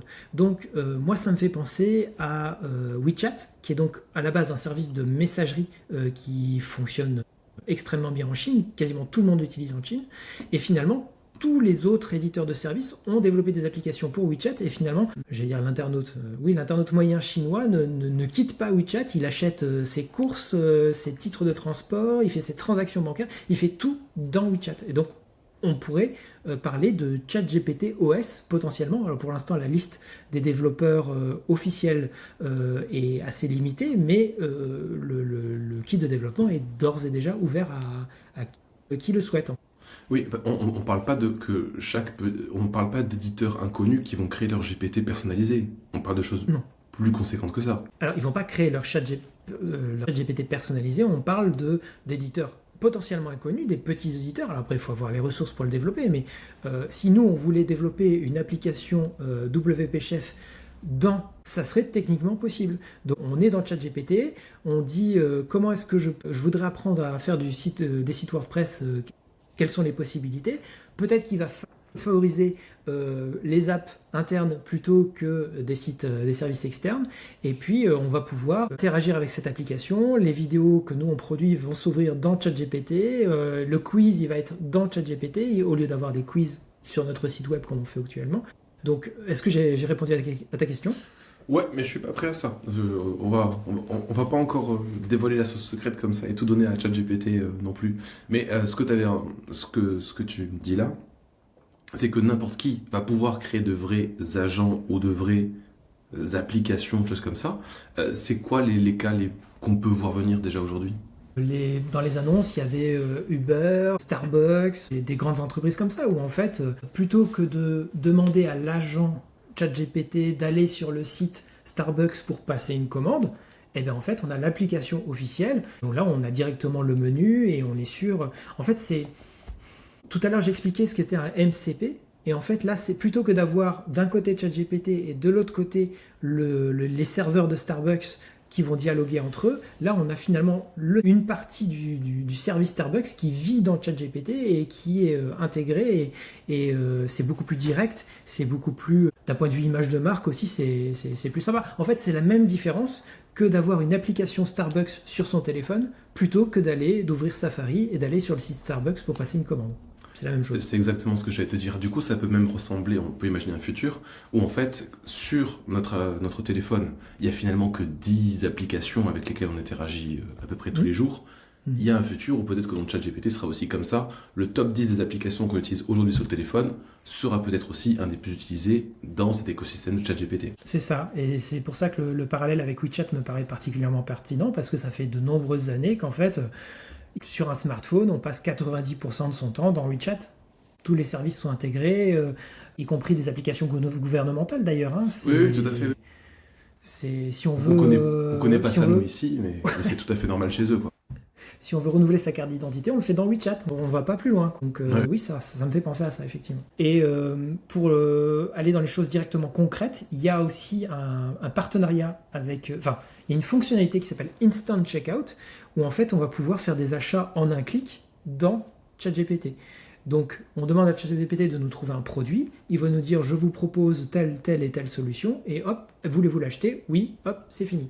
Et donc ça, c'est une fonctionnalité générique, mais il y a aussi des partenariats qui ont été annoncés, notamment d'ores et déjà avec Stripe et PayPal, qui sont les deux plus gros acteurs du paiement en ligne. Par contre, ChatGPT, il n'a pas accès à nos moyens de paiement. Il ne connaît pas notre code de carte bleue. C'est finalement ChatGPT qu'on a connecté à PayPal, par exemple, ou qu'on a connecté avec notre compte Shop ou notre compte Link, parce que ça c'est Link dans Stripe, il a ces accès-là, et donc c'est là, quelque part, il se met en intermédiaire, mais c'est quand même un vrai service de paiement qui lui va pouvoir donner à la fin son accord pour la transaction, c'est ça? Oui, c'est juste une passerelle, hein, finalement. Donc ça change pas grand-chose, si ce n'est que c'est directement dans ChatGPT. Donc encore une fois, le but, c'est de ne pas sortir de ChatGPT, de ne pas s'ouvrir à la concurrence. On est dans une prison dorée, et puis la vie est facile. Mais il n'y a que les gros acteurs qui peuvent s'intégrer à ce niveau. Oui, bien sûr. C'est vrai que j'imagine un truc tout simple, mais ça veut dire qu'il y a toute la page de commande qui est là. GPT a déjà la possibilité, vu qu'il sait qu'on peut se connecter à PayPal ou à Stripe, à Link ou à Shop ou quoi, il sait qu'il n'y a plus grand chose pour payer. Donc c'est limite l'agent qui va nous dire, vous préférez du coup la livraison en point relais pour 5 euros ou est-ce que vous voulez être livré chez vous pour 7 euros? C'est l'agent qui peut nous dire ça et on n'a plus que dire, vas-y, le point relais le plus proche de chez moi, il connaît tout et il le fait. Je pense qu'il y a plein de pistes qui sont explorées en ce moment. C'est ouvert dans tous les sens, donc je ne sais pas comment ça va s'articuler exactement, mais je pense qu'ils s'ouvrent. Enfin, ils ont tellement de moyens, tellement d'investisseurs, tellement de cash qu'ils se lancent dans toutes les possibilités. Puis ils expérimentent. C'est aussi intéressant de voir à quel point ils expérimentent, mais voilà. Je pense que ça va beaucoup changer dans les prochains mois, à mon avis. Et du coup, il faut commencer à s'habituer à la présence d'IA un petit peu partout dans nos outils du quotidien, non? Et justement, on a par exemple Microsoft qui a annoncé le mode agent dans Microsoft Office. C'est-à-dire qu'ils avaient déjà intégré l'IA générative pour faire des résumés, générer des contenus dans Word, ce genre de choses. Mais là, on a le mode agent. Donc en fait, on va pouvoir demander à leur IA de réaliser des actions, de créer des documents, de fusionner des choses. Voilà, ça va devenir omniprésent finalement dans toutes les actions. On peut penser, il y a aussi Adobe qui a récemment augmenté le 50% le tarif de leurs abonnements parce qu'il y a l'IA, non seulement leur bibliothèque d'IA générative qui est là depuis un an, mais maintenant il y a le mode agent qui arrive et on va pouvoir créer des documents pas quasiment zéro, mais en tout cas ça va devenir omniprésent dans tous les outils professionnels, ça c'est sûr. Ouais. C'est vrai que du coup, ça, il faut quand même le surveiller. Surveiller mois après mois ce qui apparaît. Parce que, donc, il y a dans Microsoft Office, il y a dans la suite Adobe, il y a dans toute la suite Google, même dans l'écosystème Apple, on a un petit peu d'Apple Intelligence, pas grand chose non plus. C'est vrai qu'il faut surveiller ces petites apparitions par-ci par-là, jouer avec, par curiosité. Peut-être qu'en fait, au fur et à mesure, on va s'habituer des choses qui étaient pas évidentes. D'un coup, on va avoir une petite bulle. Vous ne serez pas en train d'essayer de faire ça, parce qu'en fait, on a une IA derrière qui... Et hop, je peux vous le faire, moi. Et il faut tester. Il faut laisser sa chance, moi, je dirais. Ces petites fonctionnalités, ces petits bouts d'IA, ou même des agents entiers, il y aura probablement des gains de productivité un petit peu partout qui vont pouvoir se faire. Et puis surtout, tant qu'on n'interagit pas avec, on ne sait pas jusqu'où on peut aller, on n'arrive pas à comprendre toutes les implications, et on peut rester sur la touche, alors qu'en réalité, on n'est à pas grand-chose, et ces gros éditeurs, ils n'ont qu'une envie, c'est qu'on mette le doigt dans leur IA, qu'on soit habitué à leur IA, et qu'on reste encore plus dans leur écosystème, quelque part. Par exemple, moi j'utilisais Google Sheets il n'y a pas longtemps, donc le tableur de la suite Google. Et souvent, j'ai des suggestions de formules, ça va pas du tout, c'est pas ce que je veux. Des fois, on me propose de faire l'analyse d'une colonne, je lui demande, je dis vas-y, fais-la moi. Et il fait l'analyse complète du document. En fait, c'est frustrant, il y a plein de fois où ça marchera pas, mais si on s'arrête là, on verra pas les évolutions successives et ce sera invisible. Et pourtant, il y a un jour, ça marchera de façon quasi magique, mais il y a plein de fois où c'est pas encore là. Toi, il y a des cas où tu t'es dit, ça sert à rien aujourd'hui? Ça m'est arrivé plein de fois, sauf que, en fait, quand je reviens 3 mois plus tard, ce qui me frustrait précédemment, maintenant ça fonctionne magiquement, et il y a un nouveau truc qui me frustre, si tu veux. Parce que ça avance tellement vite que... et puis alors, évidemment, il y a de la communication autour de ça. Donc, quand on nous présente une fonctionnalité ou un cas d'usage, un nouveau cas d'usage, on se dit « Ah, c'est formidable !» Aujourd'hui, j'ai mon téléphone, et pourtant Apple, c'est pas des Formule 1 dans le domaine. Quand je reçois un appel d'un numéro inconnu, j'ai un agent qui répond et qui dit oui, c'est pourquoi, voilà, et qui me dit voilà, qui me permet de décider si je prends ou pas. Et franchement, ça, c'est très intéressant, ça me fait un super gain de temps. Mais je pense que, comme tu disais, si vous vous intéressez à l'IA aujourd'hui, et vous allez être frustré, c'est sûr, mais il ne faut pas abandonner le truc et dire ça c'est nul, ça sert à rien, parce que ça fait 2 ans qu'on se dit ça, mais en fait les progrès sont énormes. Et dans la section suivante, on va voir que les progrès sont encore plus rapides qu'escomptés finalement. Avant ça, ce coup du filtrage des appels, moi je l'ai mis, dès que j'ai pu, je l'ai mis. Et j'ai loupé de vrais appels. Des gens qui ont été, je pense, un petit peu surpris par le fait qu'un agent pose des questions, ils n'ont pas joué le jeu, et du coup, voilà.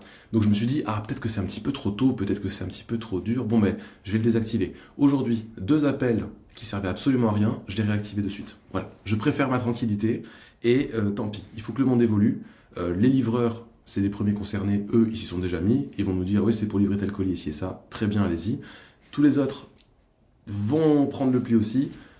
J'ai réactivé, la tranquillité n'a pas de prix. Il faut pas prendre trop d'avance, mais il faut pas prendre trop de retard non plus. C'est un peu subtil de trouver le bon moment pour adopter une fonctionnalité.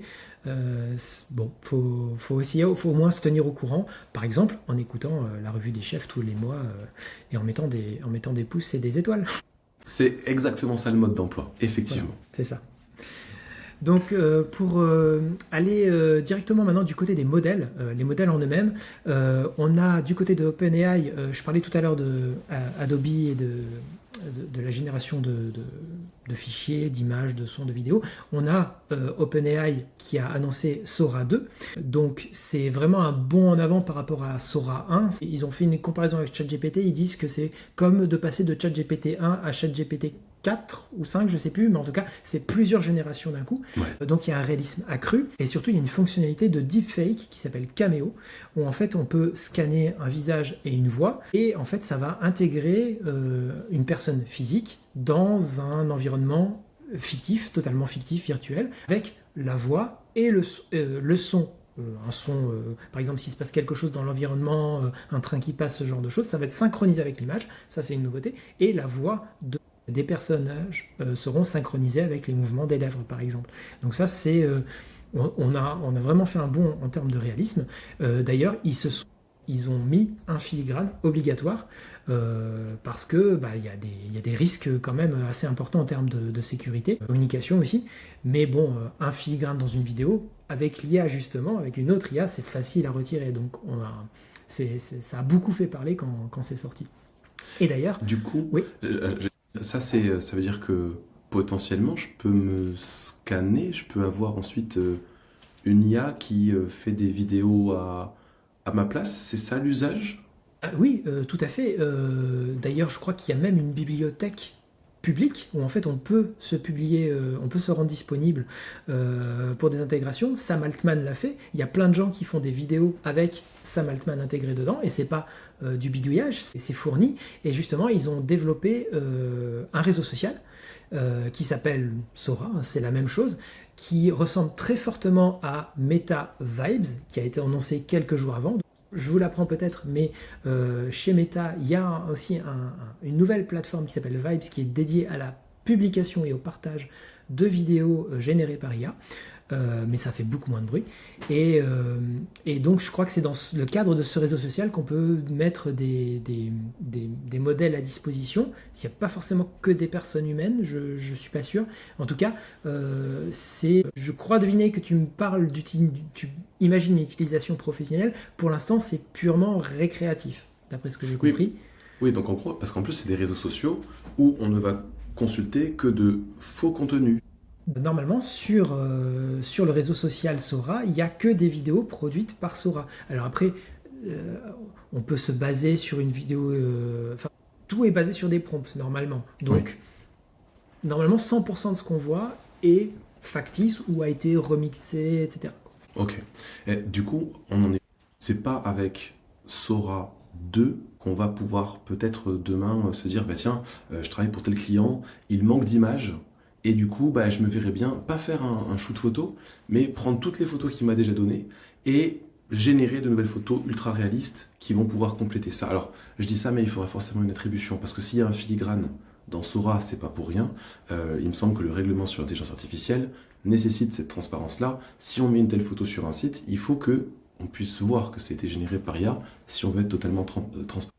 On pourrait faire ça du coup dans Sora 2. Non, non, ça serait plutôt du côté de Nano Banana, qui est donc le modèle de génération d'images de Google, qui est sorti donc pour le coup en septembre, c'est pour ça qu'on l'avait pas prévu dans le déroulé.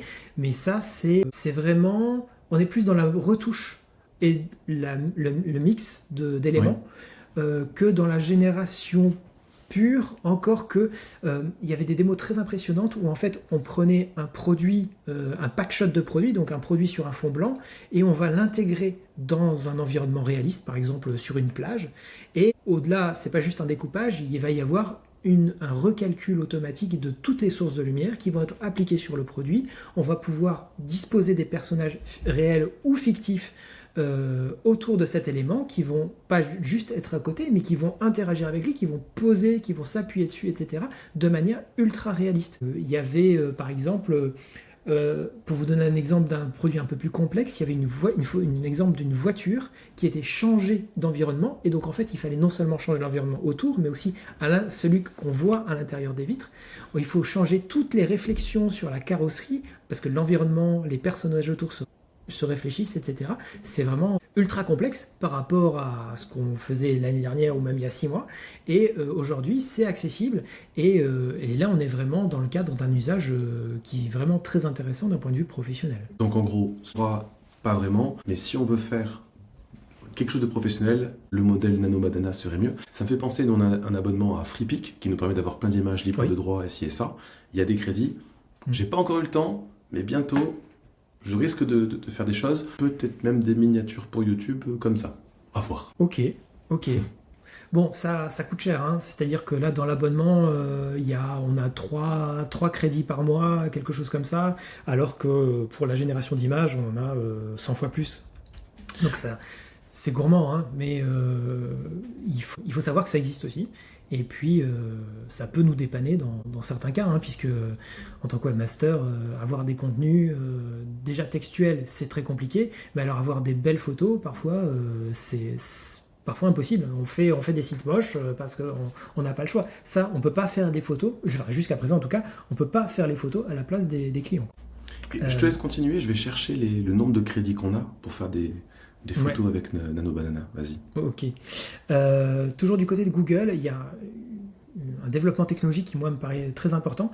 C'est-à-dire qu'ils ont développé un nouveau moteur qui rend beaucoup plus fiable la recherche vocale. Alors, l'article on a parlé de recherche, mais en fait, le principe, c'est que quand on a une interaction vocale avec une intelligence artificielle, n'importe laquelle, en fait, notre voix est d'abord transcrite en texte, et c'est ce texte-là qui est interprété pour lui donner du sens, comprendre la question, trouver une réponse, etc.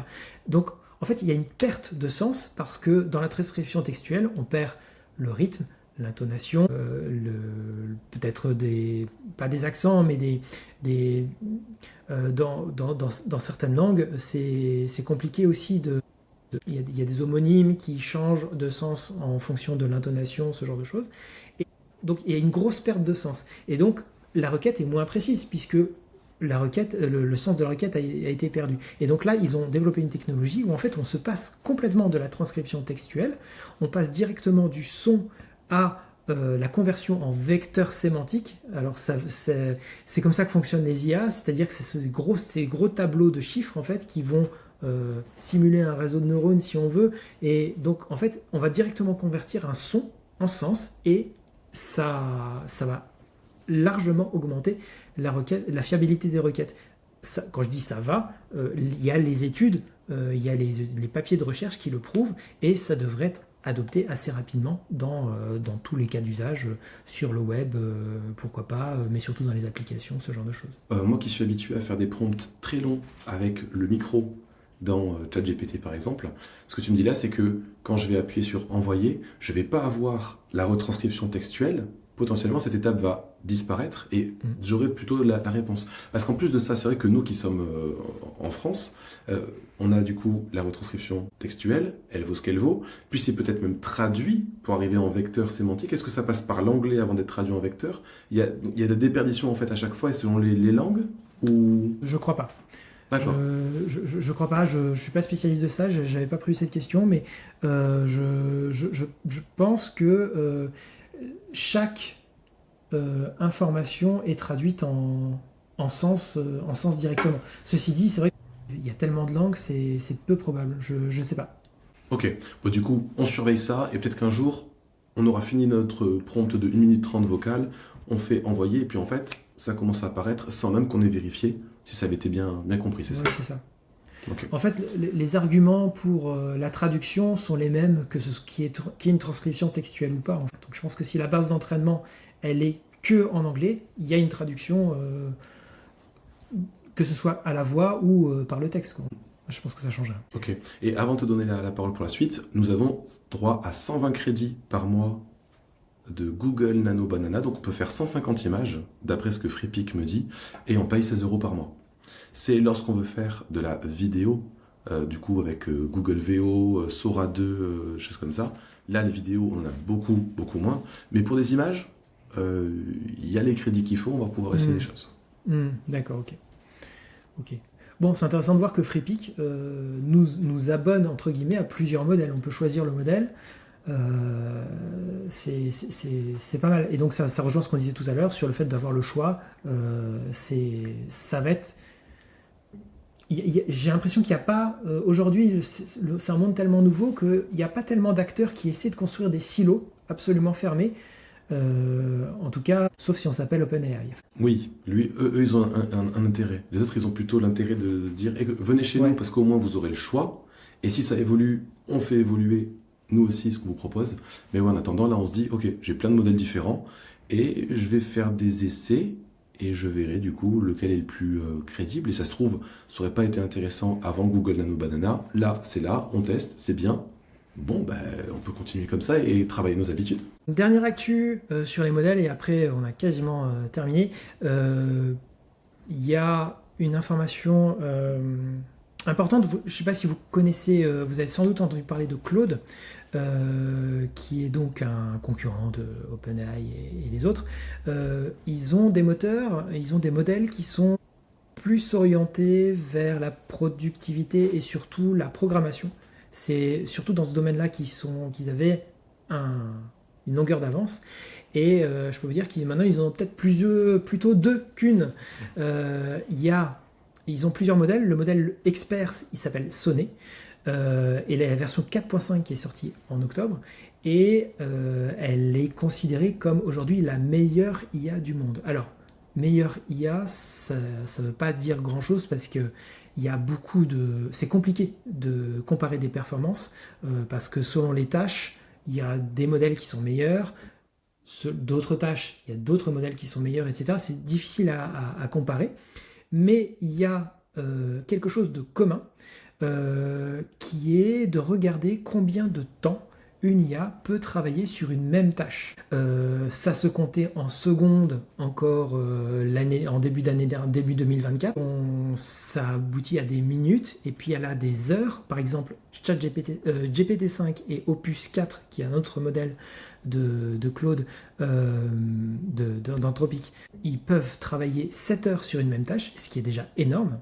Et en fait, si on regarde l'évolution de ce critère-là, on a une belle droite depuis 2-3 ans, où ça monte progressivement et on pouvait prédire, on pouvait se dire, en 2030, on pourra travailler 30 heures sur... 2030, je suis peut-être un peu loin. En 2028, on pourra travailler 30 heures sur une même tâche. Et là, Eh bien en fait, il y a plusieurs papiers qui ont prouvé que Sonnet 4.5 arrive d'ores et déjà à travailler 30 heures sur une même tâche en gardant le contexte et en restant cohérent. Parce que plus la tâche est longue, plus les IA commencent à faire n'importe quoi, à dévier du prompt, etc. Et là, en fait, cette performance-là place la performance sur le... Je parlais de droite tout à l'heure. En fait, on n'est plus du tout sur la droite, on est sur une courbe qui monte sur un genre de progression logarithmique. Et donc, on a, si vous connaissez la loi de Moore qui prédisait la progression de la puissance des processeurs qui a fini par diminuer, en fait, on n'arrivait plus à suivre le rendement, ben là, c'est l'inverse. On va au-delà du rendement prévu. Et donc, il semblerait que le phénomène d'accélération qu'on voit dans la communication, dans la sortie des produits, etc., ben, dès le socle même, ça, on le voit aussi. Et donc, comment est-ce que Sonnet arrive à faire ça? Une chose qui est très intéressante, c'est qu'en fait, Sonnet, donc pour garder le contexte et rester cohérent, en fait, il y a un mécanisme qui lui permet d'oublier de manière sélective certaines informations pour rester performant. Parce qu'au fur et à mesure que la tâche avance, il y a des informations qui sont générées, observées, qui sont conservées et qui viennent polluer la mémoire de travail de modèle. Et là, en fait, on arrive à ne garder que les informations importantes, les informations utiles pour la fin de la tâche, et on oublie tout ce qui est inutile. Ce qui fait qu'on peut travailler beaucoup plus longtemps. Et donc, c'est une évolution non pas à la fois quantitative mais aussi qualitative dans le modèle. Et ça me paraît intéressant et ça excite beaucoup de monde. J'ai vu vraiment des discours très, très enflammés par rapport à ça et ça me paraît significatif. Ce que tu me disais aussi, c'est que c'était un des gros défauts des IA qui est en train d'être un petit peu réparé avec une mémoire plus conséquente et plus persistante, qui pourrait nous rapprocher d'une intelligence artificielle générale? Alors, il y a plusieurs choses à ce sujet. Le fait comment dire, il y a ce problème de mémoire au sein d'une même tâche, mais il y a aussi le fait d'apprendre des choses au fur et à mesure. C'est-à-dire qu'un modèle, en gros, pour simplifier, si on veut le mettre à jour complètement, il faut le réentraîner de zéro.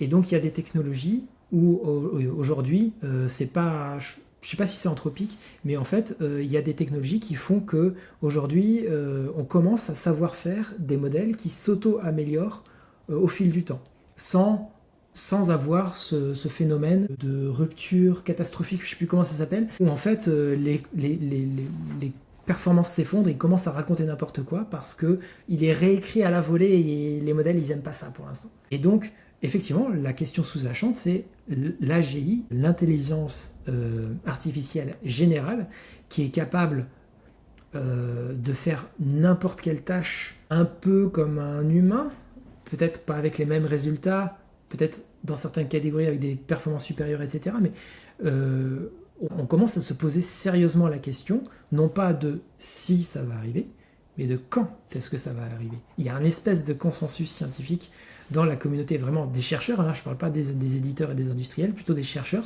On se demande si ça va arriver dans 3 mois ou dans 5 ans. Mais ce genre de progrès nous fait penser que ça se rapproche. Ça se rapproche, ouais. Ok.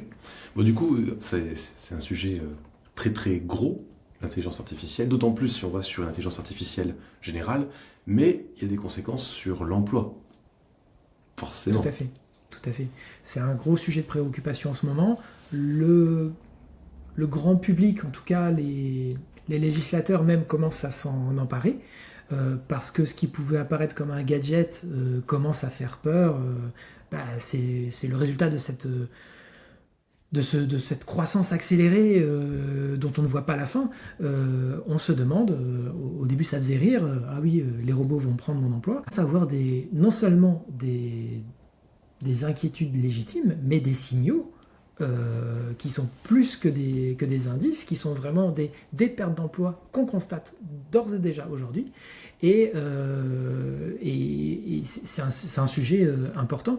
Il y a une étude qui semblerait indiquer que dès aujourd'hui, je crois que c'était dans Le Monde en plus, c'est ça qui est inquiétant, 57% des entreprises utiliseraient en production des agents dès aujourd'hui. Alors, ça peut recouvrir des des sujets, des domaines très vastes. Ça peut être juste... Alors, quand on parle d'agents, moi ce qui m'embête dans cette étude, c'est qu'il parle d'agents, et 57%, même moi, j'arrive pas, j'ai du mal à y croire. Est-ce que générer un résumé, c'est faire appel à un agent? Peut-être que dans le cadre de cette étude, c'est le cas. Mais en tout cas, on est sur des pourcentages à 2 chiffres, ça c'est sûr. Donc il y a... et d'un autre côté, on a des personnes qui essaient de nous rassurer. D'un point de vue, si je nous rapproche un peu de notre domaine à nous, quand on dit que 30%, enfin, il y avait un chiffre qui circulait qui était que 30% des emplois allaient être supprimés d'ici 2030. Alors, il faut rappeler que ce n'est pas 30% des emplois, c'est 30% des tâches qui vont être automatisées. Donc ça veut dire que des humains ne vont pas forcément perdre leur emploi, mais il y a une partie qui va être automatisée, donc il va y avoir un gain en productivité, et forcément il va y avoir une partie en fait finalement c'est les emplois les moins qualifiés qui sont à risque. Et mais globalement, selon le Forum économique mondial, il y aura une création nette d'emplois avec l'avènement de l'IA. C'est dur à appréhender aujourd'hui parce que ça va dans tous les sens, quoi. Ouais, tout à fait. Parce que ce que l'on peut imaginer d'un point de vue plus concret, c'est qu'en gros, quand il y avait besoin peut-être de 2 humains pour faire une tâche, on peut aujourd'hui avoir un humain assisté par IA qui va le faire. Donc, une personne sur le carreau. Des gains en productivité, ben oui, certes, mais avec une personne sur le carreau. Et donc, la création nette d'emplois, moi, j'ai du mal à appréhender et à comprendre d'où elle va arriver. Il y a un sujet dont on n'a pas parlé, c'est que il y a des estimations très très ambitieuses pour la production de robots, par exemple. Oui. Tesla veut produire 100 000 robots, des robots humanoïdes, dès l'année prochaine. Sur l'année 2020, mais janvier au 31 décembre, ils veulent produire 100 000 robots, rendez-vous compte. Et ben, en fait, ces robots, il va falloir quelqu'un les programme, quelqu'un en fasse la maintenance, bien sûr des problèmes de livraison, de logistique, etc. Mais c'est ce genre de choses, en fait, il y a des emplois qui vont être déplacés, et franchement, s'il y a des estimations dans tous les sens, c'est un peu compliqué, mais c'est pas aussi catastrophique qu'on pourrait le voir dans certains films de science-fiction. Ceci dit, Amazon a annoncé qu'il voulait remplacer 600 000 emplois américains par des robots d'ici à 2033. C'est significatif quand même. Et c'est pas que des emplois manuels. Moi, j'ai cru voir quelque chose. Il y avait aussi pas mal de cerveaux, pas mal de cadres dans les RH qui aussi étaient licenciés, je crois, il y a pas longtemps. Voilà, c'est pas que des emplois manuels, c'est pas que des emplois intellectuels. Ça va taper de tous côtés. Ouais, c'est ça. Bon, après là, clairement, on est dans un moment pivot, et peut-être que 2025 est l'année la plus représentative de ça. Il y a quand même une espèce de nouvelle révolution industrielle, révolution ce qu'on veut. Et le monde va changer. Ça c'est sûr, le monde change, le monde va changer. La pire des choses aujourd'hui, ce serait de se dire « j'attends ». Je trouve. Hein. Il y a pas mal de gens qui aujourd'hui réfléchissent à leur avenir. Qu'est-ce que je dois faire? Est-ce que je dois continuer comme ça et juste serrer les dents et tenir bon? Est-ce que je dois me reconvertir? Est-ce que je dois me former à ça? Ah mais non, je vais pas me former à ça parce que ça, il y aura de l'IA donc ça sert à rien. Ah ben non, je vais pas faire ci, pas faire ça. En réalité, il y a un moment où il va falloir prendre des risques, il va falloir s'y mettre et surtout, il faut, j'aime pas trop ça, mais il faut pas rater le coche. C'est-à-dire que clairement, moi je fais pas partie de ceux qui disent et si vous vous formez pas aujourd'hui à l'IA, demain vous êtes obsolète. Quand même, il faut appréhender, il faut petit à petit rajouter de l'IA dans pas mal de choses, parce que finalement des tâches qui étaient hors de portée deviennent tout à fait possibles, alors qu'on ne savait pas.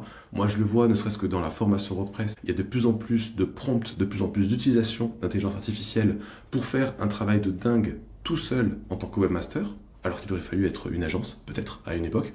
Et ces changements-là, ils vont avoir lieu dans beaucoup de métiers. Il faut, peu importe aujourd'hui ce qu'on fait, se dire comment je fais pour mettre plus d'IA. Et ceux qui refuseront ce jeu-là, ceux qui ne voudront pas s'adapter, ceux qui voudront tout ça, auront probablement un problème dans l'avenir avec perte d'emploi, avec difficulté de reconversion. La meilleure des choses qu'on puisse faire, c'est rester agile, c'est être dans l'apprentissage permanent, hélas, parce qu'il y a une course à l'apprentissage du côté des IA. Il faut que nous aussi, en tant qu'humains, quelque part, on joue le jeu, même si ça me fait mal de le dire. C'est pas une période de folle, c'est pas c'est pas challengeant avec beaucoup de positivisme quelque part en face. Il y a aussi beaucoup de peur liée à ça. Et en plus de ça, on le sait, l'intelligence artificielle, c'est pas bon pour la planète. Il y a un enjeu écologique qui est énorme. Il y avait la mode de l'éco-conception et je pense qu'elle a battu son plein en 2022-2023. Je dis pas que c'est une mode pour une mode, mais je veux dire par là que l'éco-conception est passée au second plan. L'utilisation de l'intelligence artificielle est passée bien devant et du coup, c'est compliqué. Le web consomme de plus en plus, oui, et les IA aussi, et les crypto-monnaies aussi, et on est peut-être dans une croissance qui est insoutenable. Alors moi, j'ai pas le niveau pour me positionner dans tout ça, mais hélas, il y a effectivement un dilemme aujourd'hui. Qu'est-ce qu'on fait? La meilleure chose à faire, c'est quand même se mettre à l'IA, petit à petit, un petit peu tous les jours, pour rester compétitif, même si c'est mauvais pour la planète. Alors moi, j'aime croire au progrès technologique, j'espère qu'on s'en sortira collectivement et que l'IA aura un rôle à jouer dans tout ça pour nous aider à s'en sortir. Après, au vu de l'état de notre monde et les intérêts égoïstes de chacun, je sais pas. Petit moment philosophique, toi tu le vois comment, Nicolas? On n'a pas vraiment le choix si on veut rester dans la course en fait. C'est-à-dire qu'on peut avoir un positionnement philosophique ou idéologique, mais il faut savoir si on veut rester dans ce métier-là ou si on veut faire complètement autre chose. Parce que nos concurrents, de toute façon, auront ces outils-là. Donc on va devenir plus cher, moins rentable pour nos clients. Et il faut au minimum se tenir au courant pour savoir ce qui existe, se faire un avis. Moi pour l'instant, j'en suis encore à l'étape de tester pour se faire des avis, accélérer des choses par-ci par-là, mais j'en suis pas encore à construire un site avec une IA, et de toute façon, les IA ne sont pas encore au niveau, très clairement. Mais je voudrais être le premier à le savoir le jour où ça sera le cas. Après, c'est vrai que c'est dommage parce que l'image qu'on est en train de transmettre là, c'est en gros, tout le monde se dope. Alors, il faut se doper, nous aussi. Oui. Ceux qui ne seront pas dopés ne réussiront pas à finir la course, quoi. C'est un poil dommage.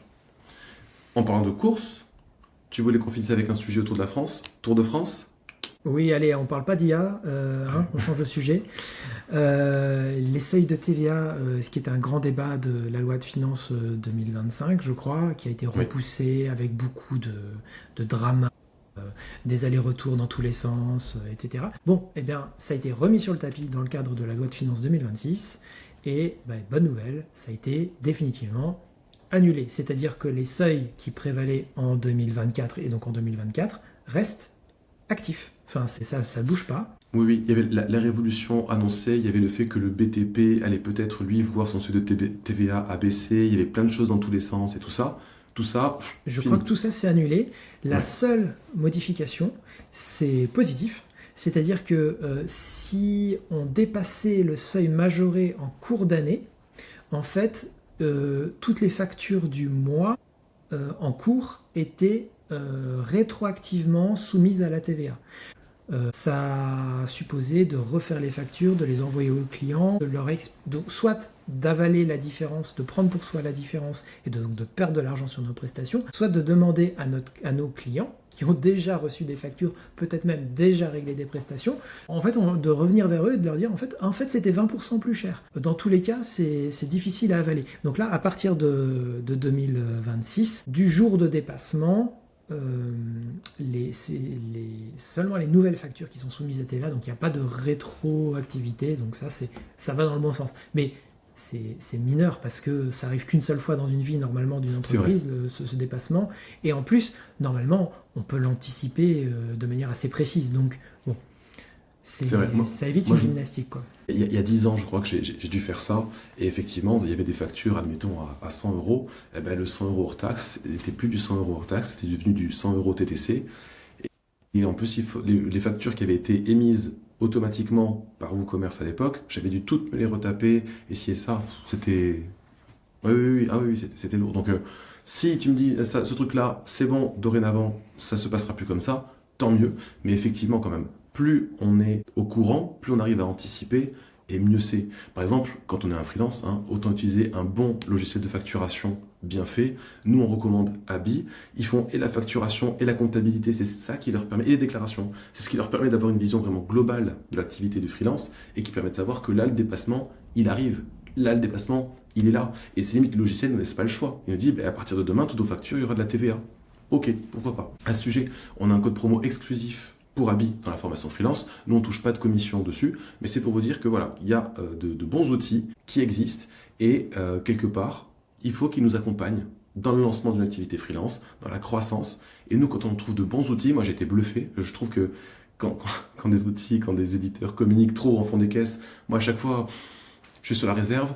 J'ai essayé, je me suis dit, ok, d'accord, ils ont très très bien travaillé. C'est pour ça qu'ils méritent leur place et leur réputation. Ce qui nous emmène à la fin de ce premier épisode de la Revue des Chefs. Donc voilà pour le récap du mois d'octobre.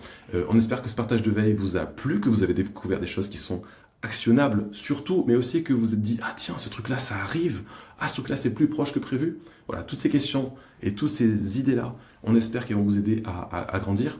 Et du coup, si ça vous a plu, écoutez, encore une fois, dites-nous en commentaire sur YouTube, mettez un pouce, dites-nous quel sujet vous a le plus interpellé, ce que vous voudriez qu'on traite peut-être un petit peu plus les fois suivantes aussi. Et si jamais vous étiez sur une application de podcast, mettez-nous 5 étoiles, ça aidera à faire connaître ce nouveau format. Et puis surtout, abonnez-vous. Abonnez-vous pour ne pas louper le prochain épisode et les autres formats qu'on va sortir aussi. Et du coup, on vous donne rendez-vous le mois prochain pour faire le récap de tout ce qui se sera passé en novembre. Donc en gros, rendez-vous début décembre. À bientôt. À bientôt.